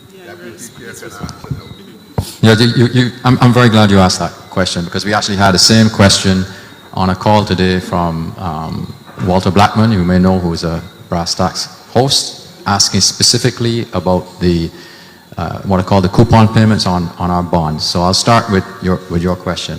Yeah, government, those properties that are tenanted by government departments pay in cash. They have to pay in cash under the BERT program. The bond portfolio, which is about 2.1 billion out of the 3.9 billion, yields 8% at the moment. It's paid in cash. You know, I will say as an aside that 8% sounds great, but I think we would look at diversifying that in all sincerity, because we still have too much money in those bonds, although it's paid in cash at the moment. It's just prudent to lower the risk. And the final point, I think I missed this earlier, you talked about arrears and money owed. At the time of the debt restructure, the government before owed 469 million in arrears. All of that was cleared in the debt restructure. So I hope that answers your question, ma'am. Okay. I heard someone mention the inspectors. One of the failings of NIS is I'm not sure if it's the inspectors, I don't know if you have a team, but I feel you need a team to go out there, or if it's every month or every 2 months, and say to businesses, hey, you need to pay your national insurance, and you have until whatever date. After that is 5%, or we coming, and you should be able to seize the business and tell the employees, run the business, pay up, and when you're done, and when all the money's paid up, the owners can get back the business. That needs to happen, because you have too many employers in Barbados not paying, and is affecting the workers. Now, one of my suggestions was government wrote off VAT. VAT that I and you pay when we go into businesses. It seemed that central government didn't want that money. But instead of writing it off, what they should have done was to tell the businesses you have to pay because it's not coming out of your coffers. It's coming directly from the citizens. Take that money and by some law that they usually do, transfer it into the NIS fund. That's what they should have done. Because if they don't want it for central government, I'm sure NIS could use the money. So I would like the government of Barbados and Mia Amar Motley, I know you are listening, reverse that decision to write off all that VAT and bring it back in. Even let the people play a little slowly and get to NIS. Boost back up the fund. This thing of writing off money that I pay as a hard-earned citizen needs to stop. That billion that you mere write off because of that restructuring, that needs to be paid. I don't care, that my hard-earned money. If I was a millionaire, trust me, I would sue this government. Because that's my money, that's thieving my money under my nose in clear sight. One of the other things, I pay NIS and I got all my pay slips from the time I work. When I go to NIS, when it's time for my retirement, I tell them how much money I put in there and I want to know how much money when they gave me. So if I put in, I want to make sure I get back my portion. And I don't think you should be looking at me and telling me, you can't get nothing, hello, that's going to be war though. Because I want my money that I put in there. So don't come and tell me I can't get none. That's my money I work for that put in there. Or not give me all my money in hand and tell me you got a choice if you want to put in the fund or not. And if I make the choice not to put in the fund, I should know I can't get no money when I reach retirement age. If I put in the fund, I know I'm entitled to my money. So I want the highest fundamental is to stop government from having access to NIS funds. That's the highest fundamental. And these investments in certain things, I feel should be a no. Some things don't give you no return on investment. And it should be, government in hand, what government got right building hotels? Left that for the private sector. Concentrate on the education system that needs fixing as well.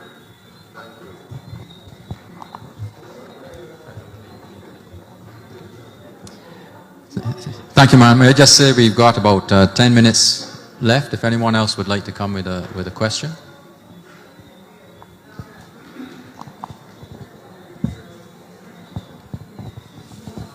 Good night. My name is Dwight. And well, my first thing is that I saw the two options perpetuated by the media, which would have been the increase in the pension age, and the second one was reducing the maximum pension, which I think both are uncreative. All right. The first one, we talk about increasing the pension age, we also got to look at unemployment. I saw from the figures that it was 30,000 people less working than before. So if you increase the pension age, you also stop the younger people who want to work and who can contribute for much longer to actually work and contribute to the fund. This is in itself a multifaceted problem that NIS is facing. I don't think NIS alone should be in this. Not only just cabinet, there should be someone from the health sector here. Because if you're allowing me to work to 72, how effective will I be at 72? How effective will you be at 72, Ms. Natural? How effective will you be at 72, ma'am?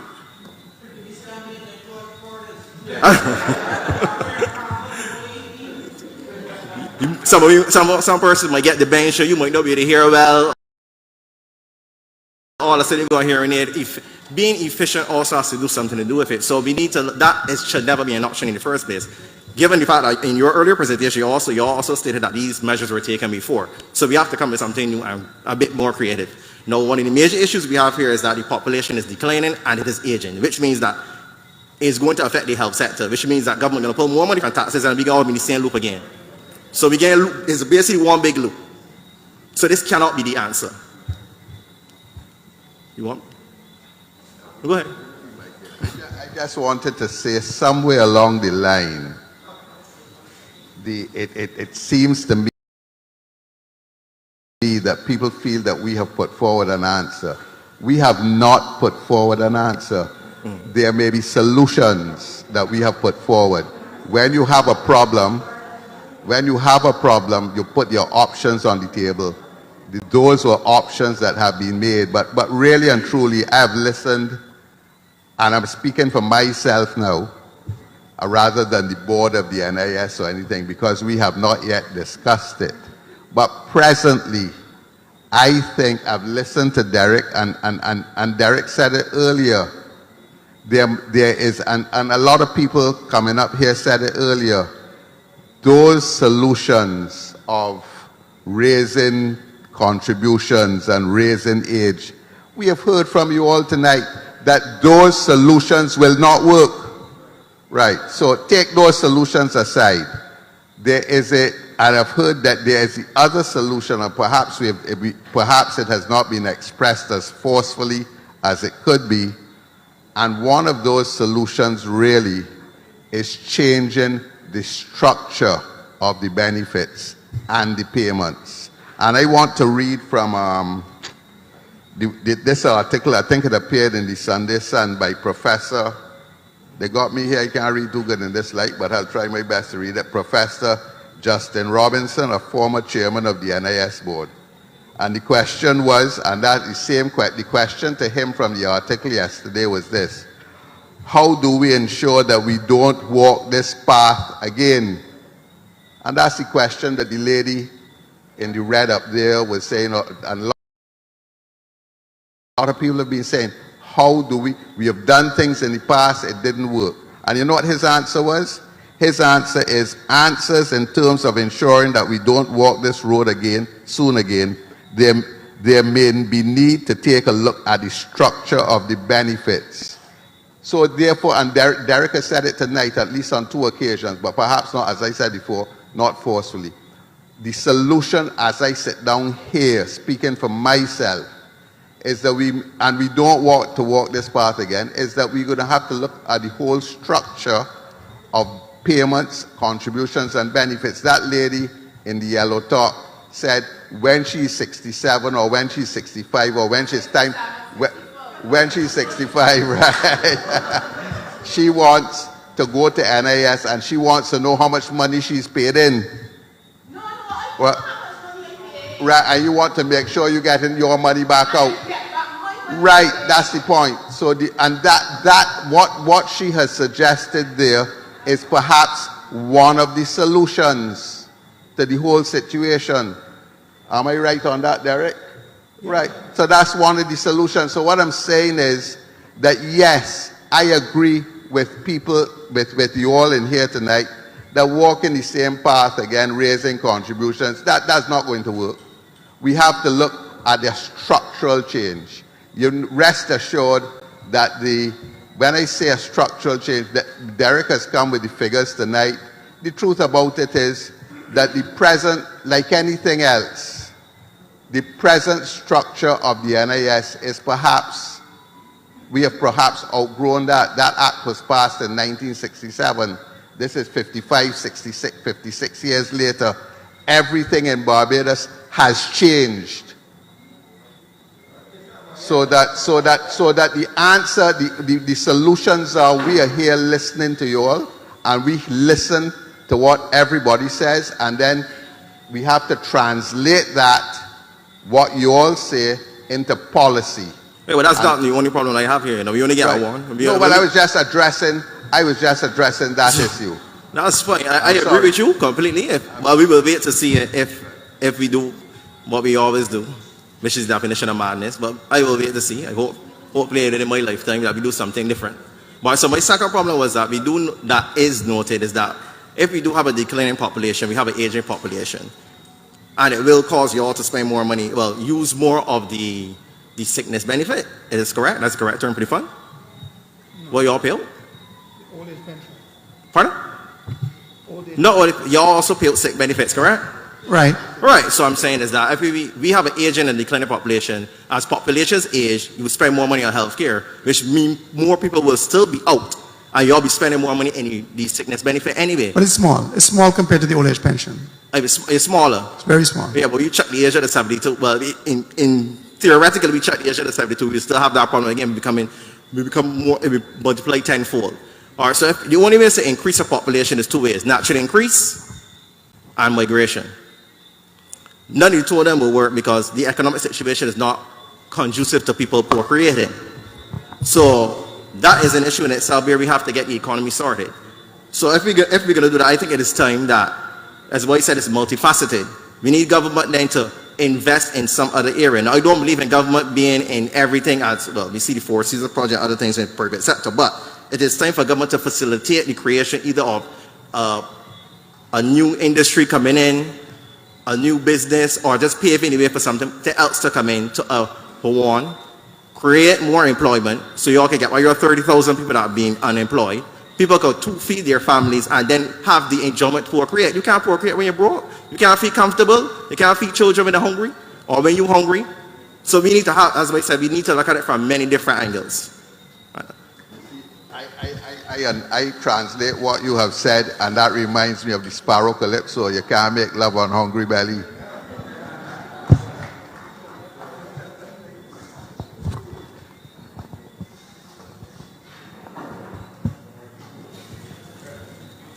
I remembered something I had not spoken about. I would like to think that the board at the NIS has the best interests of the people of Barbados at heart. To that end, I believe that the board members of the NIS should declare the other boards they serve on, to make sure that there are no conflicts with the money that is going out of the NIS. So I believe that every board member should declare the boards they serve on, and any board member being elected should have to declare the boards they serve on before they are elected.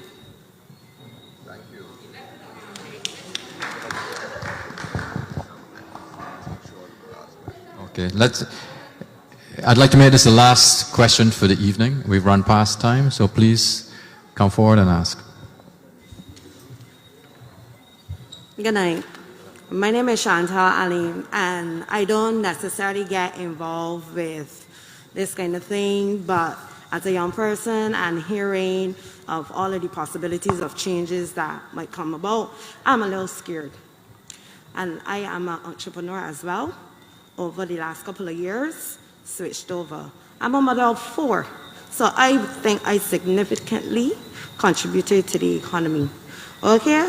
But my thing is, I've been hearing from the time I have been going to school, right back down to the Minister of Education at that time, saying how we need to increase the population, we need the women, in layman terms, to breed. We need more children. But really and truly, I didn't plan to have 4. I ended up with 4. And I will not change anything because I am blessed. Every time I got one, I was given all the opportunities that I can be able to provide. I am one also that was very fortunate within the NIS scheme with my husband as well, in terms of the maternity leave, sickness benefits, whatever the case may be. When I switched over to entrepreneurship, I was like clueless. But it's certain things in which it is that as a citizen, you know that you should or should not do, especially when it is that you're going to new ventures. And I'm saying that to say, like, when it is that we try to get, with the banks and all these things, all these things have to be provided in order for you to get through. But from the time we had the COVID hit, and as I said, it's my husband and I who are entrepreneurs. So now, obviously, we weren't getting anything from the NIS. I had to make sure during the shutdown to pay NIS for my employees to make sure that they can get their contributions. Because how I see them, if they can't eat, I'm not going to be able to eat. But my husband and I, when Mia and Marlene had implemented the $500 for the employers for each person for either the 2 to 3 months that we were on shutdown. That was nothing. And obviously, as a household of 6, it's hard to say that you got dipping and you still got paid for your employees. No, I know there are employers out there who does not pay, and that's very unfortunate. But another point in which was mentioned tonight that I think that should be really looked at is education. A lot of people out there still really do not understand or know how important the NIS contributions are for them in the long run, because of a lot of horror stories that they hear people having troubles either getting, or they don't know what they're going to get when they get this age. And now this whole thing with the pension plan probably will be depleted. It is scary. I am at the stage, if I had the option of the money which I pay to NIS, I would put in a separate account to guarantee that when it is I get to my pension age, I have money.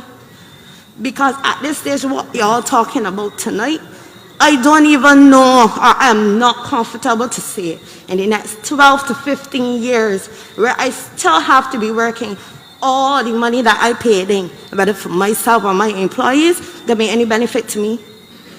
It's all right to say that the government shouldn't do this, the government shouldn't do that. But at the end of the day, it's not fair that all of these things happen within the NIS and then come to the people of Barbados, who especially pays to tell them in 12 to 15 years they might not get nothing. It's not fair. And then another thing is, when y'all open and said that we are at the stage with COVID kind of like easing off, more or less. I see on a night businesses closing at 8 o'clock. If it is that NIS want more contributions, people gotta get paid more. In order for people to get paid more, they could work the longer times. I find with this COVID, a lot of businesses take this opportunity to cut down people's pay and not extend back the time and shutting down the country. When something to driving about after 9 o'clock, the road dead. Ain't nothing that you can leave work and really and truly get to go and do, even especially a supermarket closing at 8 o'clock. And the only way for people to pay a little more is to extend the time. Years ago, we was even saying, why is that we can't structure Barbados in a way to work half a day, like make more things that can be relevant to 24 hours and extend the payment time of people to pay more into the NIS as well. And then this whole catastrophe fund y'all having, I don't even, like, I really would like to know what that catastrophe fund covers. And then on the other aspect that I would like to speak about is the maternity leave. Now, obviously being a mother of 4, I can tell you, it is not attractive for a lot of Bajan women to get children in this economy. It's getting harder and harder. And then you got to deal with some employers that ain't want pay, want find that as a reason to cut you off from paying, to come back to work. And then you're going through the NIS, probably only to get 12 weeks for a maternity leave. You got to make it more attractive. It's just like in any business. If you give some, you get back some. So if you extend maternity leave in like a way of like 4 to 6 months or something to give the parents more time, you might get encouraged to people to bring more children, because you just got to give to get. That's my first thing. So thank you for those comments. And I'll just say one thing before we leave. If under the worst case scenario, if the fund ever is depleted, it does not mean no more NIS. NIS will still collect contributions every week, every month, to pay whatever benefits it can. Okay, so don't think that the projection that NIS may be, the fund may be depleted, means that all your money that you put in so far is for naught, right? And the reason we're here is to kick off that dialogue, that discussion, consultation, to save the NIS, right? And so what we heard a while ago was a good example of a young lady who's benefited from the scheme. NIS was there when it's her turn to get. And based on what I've heard tonight, I'm sure it's my last time speaking probably, so I'll jump on the slide on the screen. These 4 ingredients, we heard every single one of them repeatedly tonight. We heard about governance, about politicians not putting their hand in the cookie jar, taking NIS funds. We heard about weak board members, right? We heard about management not doing statements on time, right? All those things need to be fixed. We heard about systems. The registry, someone dies yesterday, the family comes in tomorrow, NIS knows in 5 minutes. Systems. The lady who wanted a central database. Right. Systems to allow self-employed people to pay where they are. They go to the rum shop, they go to the store, you know, or on their phone, they can just, they had a good day, a good vendor day, a good fishing day, a good taxi day, send $100 to NIS with no forms, no due date, just flexible, right? That is good design and systems. Good design, we talk about 55 and 2022. Let's make sure that we look at where we are today, right? What's available to us, what's important to us, and design NIS the way it should be designed today. And finally, the economy, right? Out of our hands. But I think if each of us puts our best foot forward, right? Give a fair day's work and the economy, we talk about employers and so on, encourage people to come back home, right? Grow the population, right? And attract investment. And all these 4 ingredients can come together for a stronger NIS.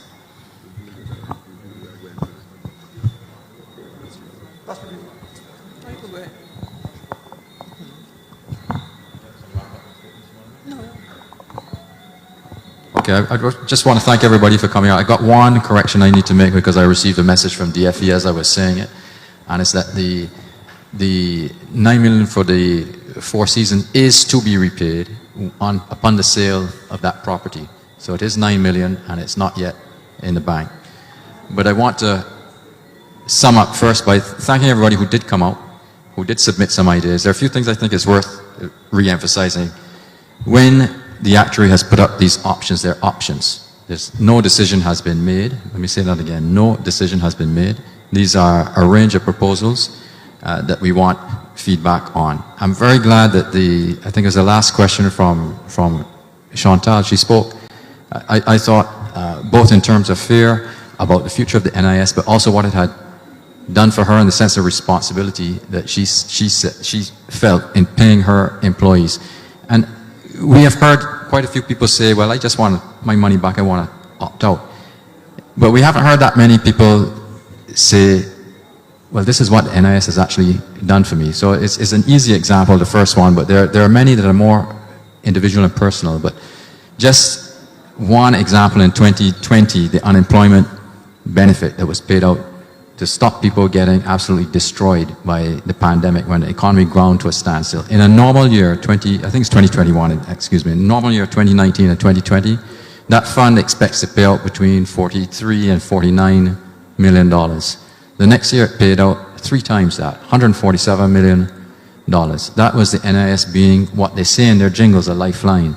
And that's the role it's played historically. And that's why when people say, I want to opt out, we ask them to recognize that for every choice there's a consequence. If you want to have a society where it's every man for himself, that's what opting out will lead to. If that's the choice, we can do it that way. But this is not what we're recommending. So once again, thank you very much. Our view, I hope we've managed to express it adequately, is that we do have a big structural problem. I call it the shoes earlier. You know, our benefits have outrun our capacity to pay them. This is the fundamental issue, but there are other very, very important issues that everyone here who spoke has raised, and we're looking at all of those and we're collecting the information that we can. So thank you very much and good evening.